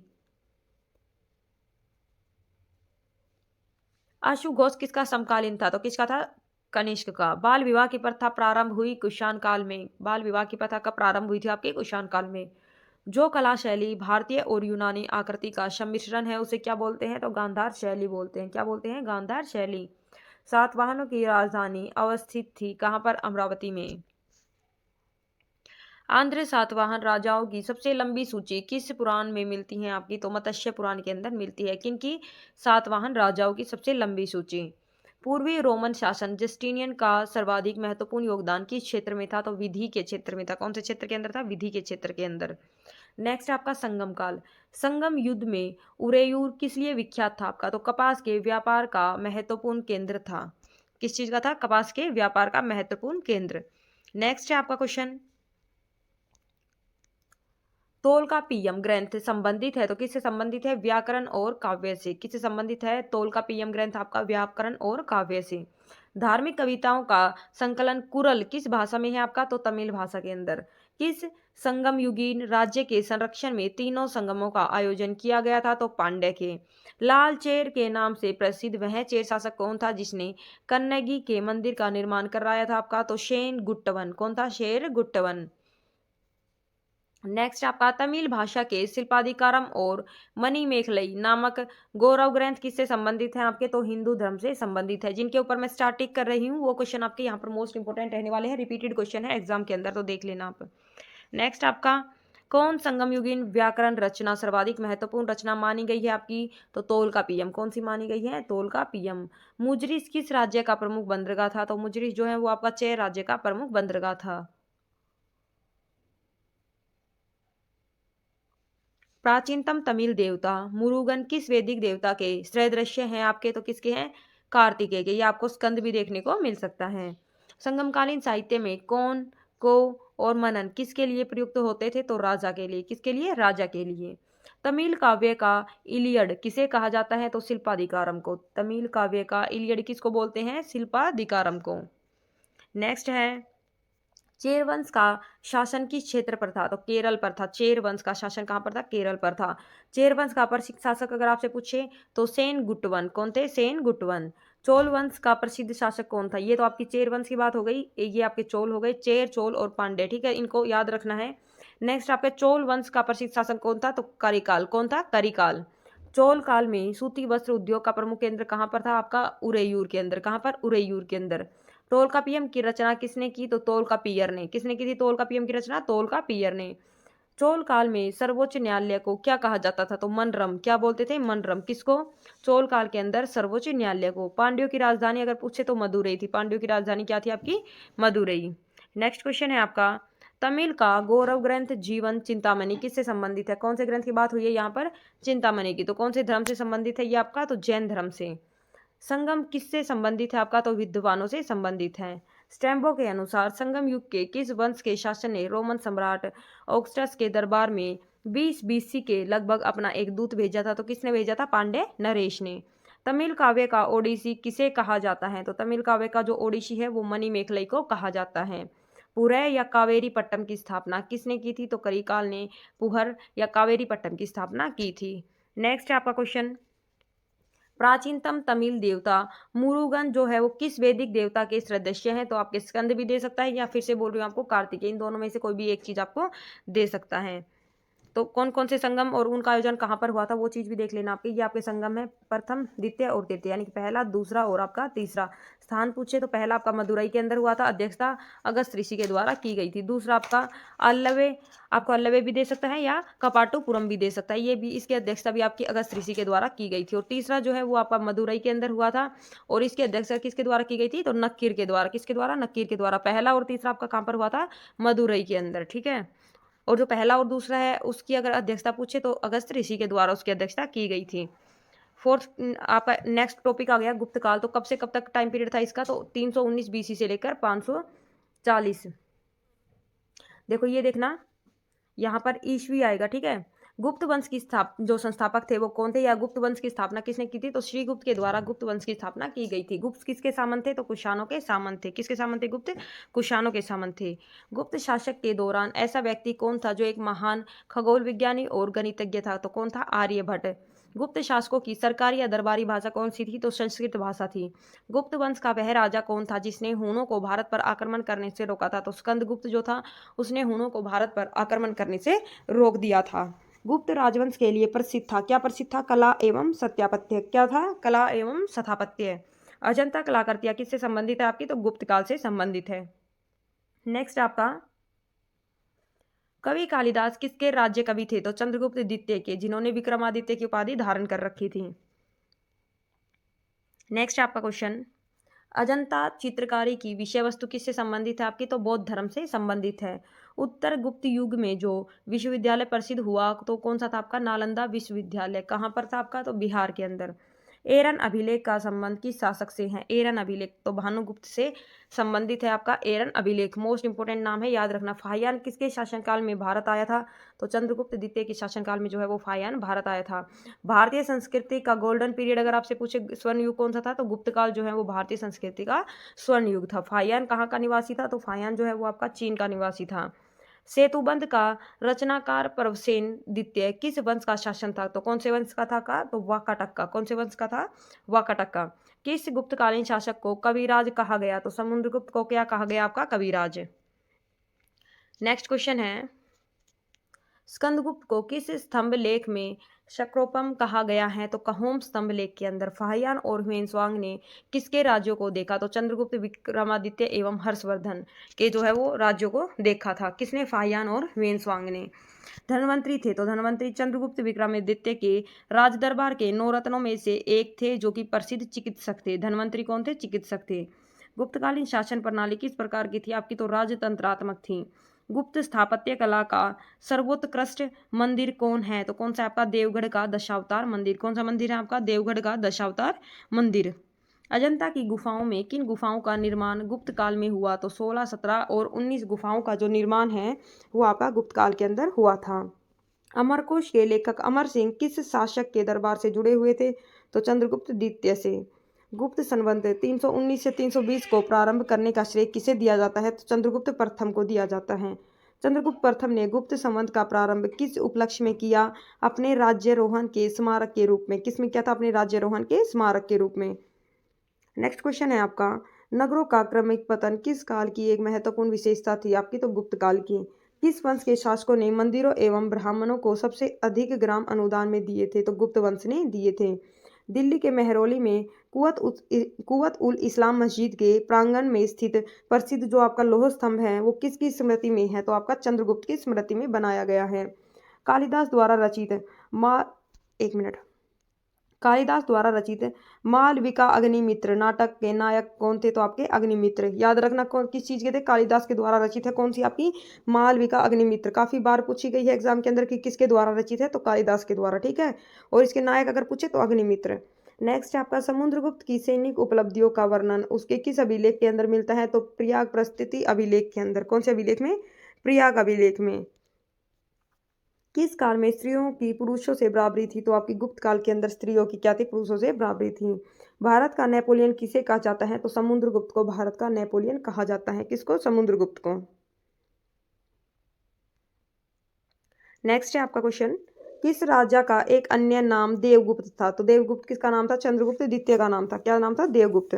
प्रथम गुप्त शासक जिसने परम भागवत की उपाधि धारण की थी, तो चंद्रगुप्त द्वितीय ने। प्रयाग प्रस्तुति किसके सैन्य अभियान के बारे में जानकारी देता है, तो ये समुद्रगुप्त के अभियान के बारे में जानकारी देता है। गुप्त सम्राट जिसने हूणों को पराजित किया था, तो स्कंदगुप्त ने क्या किया था, हूणों को पराजित किया था और भारत पर आक्रमण करने से रोका था। शक विजेता किसे किसे जाना जाता है, तो शक विजेता के नाम से शकों के ऊपर किसने विजय प्राप्त की थी, तो चंद्रगुप्त द्वितीय के द्वारा शकों के ऊपर विजय प्राप्त की गई थी, इसलिए उनको क्या जाना जाता है, शक विजेता के नाम से जाना जाता है। रजत सिक्के जारी करने वाला प्रथम गुप्त शासक था, तो कौन था, चंद्रगुप्त द्वितीय। नेक्स्ट है आपका, नगरों का क्रमिक पतन किस काल में एक महत्वपूर्ण विशेषता थी, तो गुप्त काल की थी। किस गुप्त शासक ने सर्वप्रथम सिक्के जारी किए, तो चंद्रगुप्त प्रथम ने सबसे पहले जो है वो सिक्के जारी किए थे। कौन सा राजवंश हुनों के आक्रमण से अत्यधिक विचलित हुआ था? तो गुप्त वंश।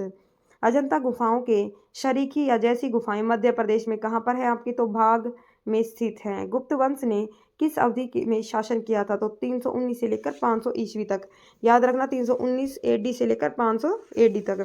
बाल विवाह की प्रथा आरंभ हुई थी आपकी? तो गुप्त काल के अंदर बाल विवाह की प्रथा आपकी आरंभ हुई थी। यूरोपीय भाषा में अनुदित या अनुवादित प्रथम भारतीय ग्रंथ कौन सा है? तो कुमार संभव। कौन सा है? कुमार संभवम। सती प्रथा का पहला उल्लेख कहाँ से मिलता है? तो सती प्रथा का पहला उल्लेख एरन अभिलेख से प्राप्त होता है। मिहिर कुल का संबंध था? तो किससे था मिहिर कुल का संबंध? हुओं से। गुप्त राजा जिसने विक्रमादित्य की पदवी ग्रहण की थी? तो किसने की थी? चंद्रगुप्त द्वितीय ने। गुप्त काल में उत्तर भारतीय व्यापार किस पतन से संचालित होता था? ताम्रलिपि से। किससे होता था आपका? ताम्रलिपि से। गुप्त शासकों के द्वारा जारी किए गए चांदी के सिक्के क्या कहलाते थे? तो क्या बोलते थे उनको? चांदी के सिक्के को। जिन्होंने गुप्त जो काल है उस टाइम पर जो आपके चांदी के सिक्के चलाए गए थे उनको किस नाम से जाना जाता था? रूपक। याद रखना, काफी बार एग्जाम के अंदर आ चुका है और मतलब हर कोई स्टूडेंट यहाँ पर कंफ्यूज हो जाता है, ठीक है, कि गुप्त शासकों ने जो चांदी के सिक्के चलाए थे उनको किस नाम से जाना जाता है? तो रूपक के नाम से। किस गुप्त शासक को नालंदा विश्वविद्यालय का संस्थापक माना जाता है? तो कुमारगुप्त प्रथम को। किसको? कुमारगुप्त प्रथम को। पुंड्रवर्धन भक्ति अवस्थित थी आपकी भुक्ति जो अवस्थित थी कहाँ पर थी? उत्तर बंगाल के अंदर। कहाँ पर? उत्तर बंगाल के अंदर। वह प्रथम भारतीय विद्वान कौन था जिसने गणित को एक पृथक विषय के रूप में स्थापित किया था? तो किसने किया था? आर्यभट्ट ने। तांबा का सिक्का जारी करने वाला पहला गुप्त शासक कौन था? तो रामगुप्त जो है उन्होंने क्या किया था? तांबे का सिक्का जारी किया था। गुप्त शासक की बात की गई है यहाँ पर तो आपका रामगुप्त है, ठीक है। कालिदास की किस कृति की गिनती विश्व की 100 प्रसिद्ध साहित्य कृतियों में होती है? तो आपकी किसकी होती है? अभिज्ञान शाकुंतलम की। किसके द्वारा रचित है? कालिदास के द्वारा। वर्तमान के अंदर जो आपकी मैथ की दशमलव प्रणाली है उसका आविष्कार करने का श्रेय किस युग को जाता है? तो आपका गुप्त युग को जाता है। दशमलव प्रणाली जैसे 10.5, तो ये आपका जो पॉइंट है इसको दशमलव बोलते हैं, ठीक है। नेक्स्ट आपका गुप्त काल के सर्वाधिक लोकप्रिय देवता कौन थे? तो विष्णु गुप्त काल के जो है वो सर्वाधिक लोकप्रिय देवता माने जाते हैं। मेहरौली या दिल्ली में स्थित लौह स्तंभ का निर्माण किस सदी में हुआ था आपका? तो फोर्थ यानी कि चतुर्थ सदी के अंदर। कौन सी सदी के अंदर? चतुर्थ सदी के अंदर। कुमार संभव महाकाव्य किस कवि ने लिखा है? तो कुमार संभव आपका जो है वो कालिदास के द्वारा रचित है। नालंदा विश्वविद्यालय की स्थापना किस युग में हुई आपकी? तो गुप्त युग के अंदर हुई थी। गुप्त युग में भू राजस्व की दर क्या थी? तो उपज का छठा भाग। क्या थी? गुप्त युग के अंदर जो आपकी राजस्व की दर थी उपज का छठा भाग। नेक्स्ट आपका आ जाता है पूर्व गुप्तोत्तर काल, पुष्यभूति वंश या वर्धन वंश, यानी कि गुप्त के बाद का काल की बात जो की गई है वो आपका नेक्स्ट टॉपिक आ जाता है। नेक्स्ट जो आपकी वीडियो आएगी वो किसके ऊपर आएगी आपकी? तो मध्यकालीन भारत के ऊपर। किसी भी वीडियो को स्किप मत करना, मोस्ट इंपॉर्टेंट सभी क्वेश्चन यहाँ पर रहने वाले हैं। एक बार में आपको क्वेश्चन याद नहीं होंगे अगर आपने हिस्ट्री को अच्छे से नहीं पढ़ रखा तो, ठीक है। तो वीडियो को आप 2 से 3 बार देख सकते हो। पुष्यभूति वंश की स्थापना किसने की थी? तो पुष्यभूति वर्धन ने जो है वो पुष्यभूति वंश की स्थापना की थी। पुष्यभूति वंश का सबसे प्रतापी राजा कौन था? तो हर्षवर्धन। कौन था? हर्षवर्धन। हर्षवर्धन के समय में कौन सा चीनी यात्री भारत आया था? तो हेनसांग। चालुक्य राजा पुलकेशिन द्वितीय ने किसको पराजित किया था? किसने पराजित किया था? तो किसने किया था? नरसिंह वर्मन प्रथम ने। फिर से देख लो, चालुक्य राजा पुलकेशिन द्वितीय को किसने पराजित किया था? तो नरसिंह वर्मन प्रथम ने। किस व्यक्ति को द्वितीय अशोक कहा जाता है? तो हर्षवर्धन को क्या कहा जाता है? द्वितीय अशोक। बाणभट्ट किस सम्राट के दरबारी कवि थे? तो हर्षवर्धन के दरबारी कवि थे। कौन? बाणभट्ट। हेनसांग भारत में लगभग कितने साल रहा? हेनसांग जो है वो भारत में लगभग 14 साल तक रहा था। कुंभ मेले को प्रारंभ में कुंभ मेले को आरंभ करने का जो श्रेय है वो किसको दिया जाता है? तो हर्षवर्धन को दिया जाता है। नर्मदा नदी पर सम्राट हर्ष के दक्षिणावर्ती आक्रमण को रोका तो किसने रोका था? पुलकेशिन द्वितीय ने। नेक्स्ट आपका क्वेश्चन, चालुक्य शासन पुलकेशिन द्वितीय ने किस नदी के किनारे हर्षवर्धन को परास्त किया था? तो कौन सी नदी के किनारे क्या था? नर्मदा नदी के किनारे जो आपका युद्ध हुआ था उसके अंदर क्या हुआ था? हर्षवर्धन पराजित हो गया था। नेक्स्ट क्वेश्चन है आपका, हर्ष के शासनकाल में उत्तर भारत का सबसे महत्वपूर्ण शहर कौन सा था? तो कौन सा शहर था हर्षवर्धन का? कन्नौज। कौन सा था? कन्नौज। हर्षवर्धन की आत्मकथा किसने लिखी? तो बाणभट्ट ने हर्षवर्धन की आत्मकथा लिखी थी। किसने लिखी थी? बाणभट्ट ने। हर्षवर्धन अपनी धार्मिक सभा कहाँ किया करता था? तो प्रयाग के अंदर। कहाँ पर? प्रयाग के अंदर। वर्धन वंश की राजधानी थानेश्वर किस प्रदेश के अंदर स्थित है आपकी? तो हरियाणा के अंदर स्थित है। हर्षवर्धन ने 606 ईस्वी में हर्ष संवत की स्थापना किस उपलक्ष्य के अंदर की थी? अपने राज्यारोहण के उपलक्ष्य के अंदर। ह्वेनसांग की भारत यात्रा में समय सूती कपड़ों के उत्पादन के लिए सबसे प्रसिद्ध नगर कौन सा था? तो मथुरा जो है वो ह्वेनसांग की भारत यात्रा के समय सबसे प्रसिद्ध सूती कपड़ों के उत्पादन का नगर था। कवि बाणभट्ट निवासी था कहाँ का? थानेश्वर का। कवि बाणभट्ट जो है वो थानेश्वर का निवासी था। नागानंद के रचनाकार कौन थे? तो नागानंद किसके द्वारा लिखी गई है? हर्षवर्धन के द्वारा। नागानंद किसके द्वारा रचित है आपकी? तो हर्षवर्धन के द्वारा। नेक्स्ट है, सम्राट हर्षवर्धन ने 2 महान धार्मिक सम्मेलनों का आयोजन किया था। सम्मेलनों का आयोजन कहाँ कहाँ पर किया था आपका? तो कन्नौज और प्रयाग के अंदर। कहाँ पर किया था? कन्नौज और आपका प्रयाग के अंदर। नागानंद रत्नावली और प्रियदर्शिका नाटकों में नाटककार थे तो कौन थे आपके? हर्षवर्धन। गुज्जर को किस शासक ने पराजित किया? तो गुज्जरों को हर्षवर्धन के द्वारा पराजित किया गया था। गुज्जरों को किसके द्वारा पराजित किया गया? हर्षवर्धन के द्वारा। आज भी भारत में ह्वेनसांग को याद करने का मुख्य कारण है तो कौन सी है? उनकी एक पुस्तक थी सी यू की, उनके लिए उनको याद किया जाता है। ह्वेनसांग ने किसे शीलादित्य कहा है? तो उन्होंने अपनी पुस्तक के अंदर हर्षवर्धन को क्या कहा है? शीलादित्य है। नेक्स्ट क्वेश्चन है आपका, गुप्त वंश के हास्य के पश्चात उत्तर भारत में बड़े भाग का पुनर्गठन किसने किया था? तो हर्षवर्धन ने किया था। नेक्स्ट है, बंगाल का कौन सा शासन हर्ष का समकालीन था? तो जो शशांक है वो किसका समकालीन था? हर्ष का समकालीन था। वह अंतिम बौद्ध राजा कौन था जो संस्कृत का महान विद्वान और लेखक था? तो हर्षवर्धन जो है वो संस्कृत का महान विद्वान और लेखक भी था। हर्षचरित्र किसके द्वारा लिखी गई थी? तो हर्षचरित्र बाणभट्ट के द्वारा लिखी गई थी। मोस्ट इंपोर्टेंट पुस्तक है, काफ़ी बार एग्जाम के अंदर आ चुकी, रिपीटेड क्वेश्चन के अंदर आपकी आती है हर एक एग्जाम के अंदर, ठीक है। और जिन भी दोस्तों को पीडीएफ चाहिए वो मुझे व्हाट्सएप पर जो नंबर दे रखा है वहाँ पर व्हाट्सएप के लिए बोल सकते हैं, या आप लोग कमेंट बॉक्स के अंदर पीडीएफ के लिए बोल सकते हैं कि मैम पीडीएफ चाहिए, ठीक है। एक चालुक्य अभिलेख के तिथि अंकन में शक संवत का वर्ष 556 दिया हुआ है, इसका तुल्य वर्ष क्या है आपका? तो 634 ईस्वी। कौन सा है? 634 ईस्वी। हर्ष के समय की सूचनाएं किसकी पुस्तक के अंदर निहित है आपकी? तो कलहन की पुस्तक के अंदर। सम्राट हर्ष ने अपनी राजधानी थानेश्वर से कहाँ स्थानांतरित की थी? थानेश्वर से कन्नौज स्थानांतरित कर दी थी। उत्तर प्रदेश में स्थित वह स्थान जहाँ हर्षवर्धन ने बौद्ध महासम्मेलन का आयोजन किया था तो कहाँ पर किया था? प्रयागराज में। नर्मदा नदी पर सम्राट हर्ष के दक्षिणावर्ती आगमन को किसने रोका था? तो पुलकेशिन द्वितीय ने। कोशे शब्द का प्रयोग किया गया है तो किसके लिए? रेशम के लिए। चीनी लेखक जो है आपका भारत का उल्लेख किस नाम से करता है? तो चीनी लेखक जो है उसने भारत को किस नाम से लिखा है? यिंतु के नाम से। किस नाम से? यिंतु के नाम से। नालंदा विश्वविद्यालय का विनाश का क्या कारण था? तो मुसलमान जो है वो नालंदा विश्वविद्यालय के विनाश का प्रमुख कारण था। गुप्त उत्तर युग में प्रमुख व्यापारिक केंद्र था तो कौन सा था गुप्त उत्तर युग के अंदर? तो आपका जो कन्नौज है वो प्रमुख व्यापारिक केंद्र बन चुका था आपका। नेक्स्ट है आपका आदि शंकर जो बाद में शंकराचार्य बने, उनका जन्म हुआ था कहाँ पर? तो केरल के अंदर जन्म लिया था आदि शंकर ने, जो बाद में शंकराचार्य के नाम से कहलाए थे। आदि शंकराचार्य द्वारा स्थापित 4 मठ कहाँ कहाँ स्थित है आपका? जोशीमठ, द्वारका, पुरी और श्रृंगेरी के अंदर स्थित है, ठीक है। यहाँ से आपका अगला टॉपिक स्टार्ट हो गया। प्राचीन भारत के अंदर जो आपकी कुछ मिसलेनियस पॉइंट है वो देख लेना। इसके बाद में आपकी ये वीडियो खत्म हो जाएगी। थोड़े से क्वेश्चन है वो भी लगा लेना यहीं पर। नेक्स्ट वीडियो जो आपकी होगी वो मध्यकालीन भारत के ऊपर होगी। मैं कोशिश करूंगी कि 2 वीडियो में या 3 वीडियो के अंदर आपका पूरा मध्यकालीन भारत कंप्लीट करवा दूं। जितना जल्दी हो सके आपको वो बुक प्रोवाइड कंप्लीट करवा के दे दी जाएगी। इसके साथ साथ इसके अंदर जो आपका कंप्यूटर का पोर्शन है, साइंस है, वो सभी आपकी कवर करवाई जाएगी, तो वो भी देख लेना। किस विदेशी यात्री ने भारत का दौरा सबसे पहले किया था? तो मेगस्थनीज ने सबसे पहले भारत का दौरा किया था। शून्य की खोज किसने की थी? आर्यभट्ट के द्वारा शून्य की खोज की गई थी। महापाषाण संस्कृति हमें दक्षिण भारत से उस ऐतिहासिक युग से परिचित कराती है जब महापाषाण काल में उपयोग में लाए जाते थे बड़े पत्थरों से घेरी गई समाधियाँ। किस पुस्तक का 15 भारतीय और 40 विदेशी भाषाओं में अनुवाद किया जा चुका है? तो कौन सी पुस्तक का किया जा चुका है आपका?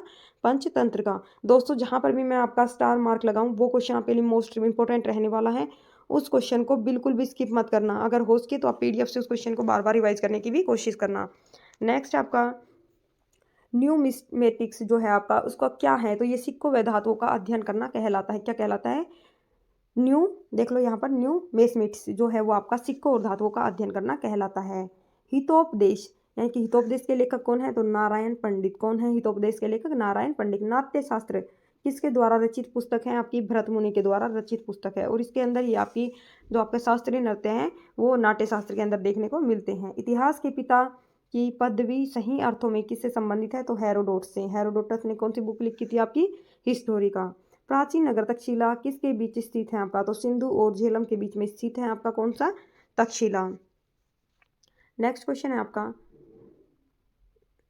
वह अंग्रेज कौन था जिसने सर्वप्रथम भगवत गीता का अंग्रेजी में अनुवाद किया था? तो किसने किया था? चार्ल्स विल्किंस ने। पुरापाषाण काल में आदिमानव के मनोरंजन के साधन क्या थे? तो शिकार करना था। किसको चालकोलिथिक एज कहा जाता है? तो ताम्रपाषाण युग को। स्वपन वासना दत्ता जो उसके लेखक कौन है आपके? तो भास। स्वपन वासना दत्ता याद रखना, स्वपन वासना दत्ता के लेखक कौन है? भास। नालंदा विश्वविद्यालय किसके लिए विश्व प्रसिद्ध है आपका? तो तर्कशास्त्र के लिए। किसके लिए प्रसिद्ध आपका? तर्कशास्त्र के लिए। उन स्रोत के नाम बतलाइए जो प्राचीन भारत में व्यापारिक मार्गों पर मौन है। तो कौन है? मिलिंद पन्हो। मिलिंद पन्हो। नेक्स्ट आपका क्वेश्चन, आधुनिक मानव के हाल का पूर्वज है। तो कौन है? क्रो-मेनन मनुष्य। ईसा की प्रारंभिक सदियों में भारत तथा रोम के बीच घनिष्ठ व्यापारिक संबंधों की सूचना किस पुरास्थल की खुदाई से प्राप्त होती है आपका? तो अरिकमेडु से। कहाँ से प्राप्त होती है? अरिकमेडु से। आधुनिक देवनागरी लिपि का प्राचीनतम रूप कौन सा है? ब्राह्मी लिपि। मानव द्वारा सर्वप्रथम प्रयुक्त अनाज था। तो कौन सा अनाज था आपका? चावल। काव्य शैली का प्राचीनतम नमूना किसके अभिलेख से मिलता है आपका? तो काव्य शैली का नमूना आपका रुद्र दमन के अभिलेख से प्राप्त होता है। कौन सा बंदरगाह पोडू के नाम से दी पेरिप्लस ऑफ द इरिथ्रियंस सी यानी कि लाल सागर का भ्रमण के अज्ञात नामा लेखक के ज्ञाता थे? तो कौन थे? अराकमेडु। कौन थे? अरिकमेडु। ठीक है, याद रखना पोडू के। किसके? पोडू के। ठीक है, पोडू के कौन थे? अरिकमेडु। नेक्स्ट आपका ताम्रपाषाण काल यानी कि चालकोलिथिक एज में महाराष्ट्र के लोग मृतकों के घर के फर्श के नीचे किस तरह रखकर दफनाते थे? तो क्या रखते थे? उत्तर से दक्षिण की ओर रखते थे और फिर उनको दफना देते थे। भीमबेटका की गुफाएं जो है वो किसके लिए प्रसिद्ध है? तो गुफाओं की शैल चित्र के लिए। प्राचीन भारत में कौन सी लिपि दाईं ओर से बाईं ओर लिखी जाती है? तो जो खरोष्टी लिपि है वो आपकी दाईं से बाईं ओर लिखी जाती हैं। मालती माधव के लेखक कौन थे? भवभूति। कौन थे? भवभूति। मुद्रा राक्षस नामक पुस्तक के लेखक कौन थे? विशाख दत्त। मुद्रा राक्षस विशाख दत्त। मालती माधव, भवभूति। किस वंश के राजाओं ने खजुराहो स्थित मंदिरों का निर्माण करवाया था? तो चंदेल वंश के राजाओं ने। आबू का जैन मंदिर किससे बना है आपका? तो संगमरमर से बना है। एलिफेंटा की गुफाएं मुख्यतः किस धर्म से के उपयोग के लिए काटकर बनाई गई थी? तो किस धर्म के लिए बनाई गई थी आपकी? तो शैव धर्म के लिए। ठीक है, देखो कंप्लीट याद मत किया करो, यहाँ पर आप ये भी दे सकते हो कि एलिफेंटा की जो गुफाएं हैं वो किन के उपयोग के लिए बनाई गई थी? तो शैव धर्म के उपयोग के लिए। ठीक है, जो आपका ये है आबू वाला, तो ये मंदिर किन के लिए प्रसिद्ध है? तो जैन मंदिर है, जैन धर्म के लिए आपका प्रसिद्ध है। किस चीज से बनाया गया आपका? तो संगमरमर से बनाया गया है। एलिफेंटा के प्रसिद्ध शैल को काटकर बनाए गए मंदिरों का श्रेय दिया जाता है किनको? राष्ट्रकूटों को। अजंता एवं एलोरा की गुफाएं जो है वो किस नगर के अंदर आपकी स्थित है? तो औरंगाबाद के अंदर। कोणार्क का सूर्य मंदिर किसने बनवाया था? नरसिंह देव वर्मन ने। किस मंदिर को काला पैगोडा के नाम से जाना जाता है? तो कोणार्क का जो सूर्य मंदिर है उसको ब्लैक पैगोडा या काला पैगोडा के नाम से जाना जाता है। तो आज के आपके जितने भी क्वेश्चन थे यानी कि जो प्राचीन इतिहास है, इतिहास को 3 पार्ट्स के अंदर आपका डिवाइड किया गया है। फर्स्ट आपका प्राचीन इतिहास, सेकंड आपका मध्यकालीन इतिहास और जो थर्ड है वो आपका कौन सा है? आधुनिक इतिहास। तो प्राचीन इतिहास के जितने भी मोस्ट इंपॉर्टेंट क्वेश्चन थे वो सभी आपके 3 वीडियो के अंदर कंप्लीट हो चुके हैं। मेरे जिन भी प्यारे दोस्तों ने पीछे वाली वीडियो को नहीं देख रखा तो वो पीछे वाली वीडियो को सबसे पहले जाकर देख ले। जय श्री राम दोस्तों, मिलते हैं किसी नेक्स्ट वीडियो के अंदर।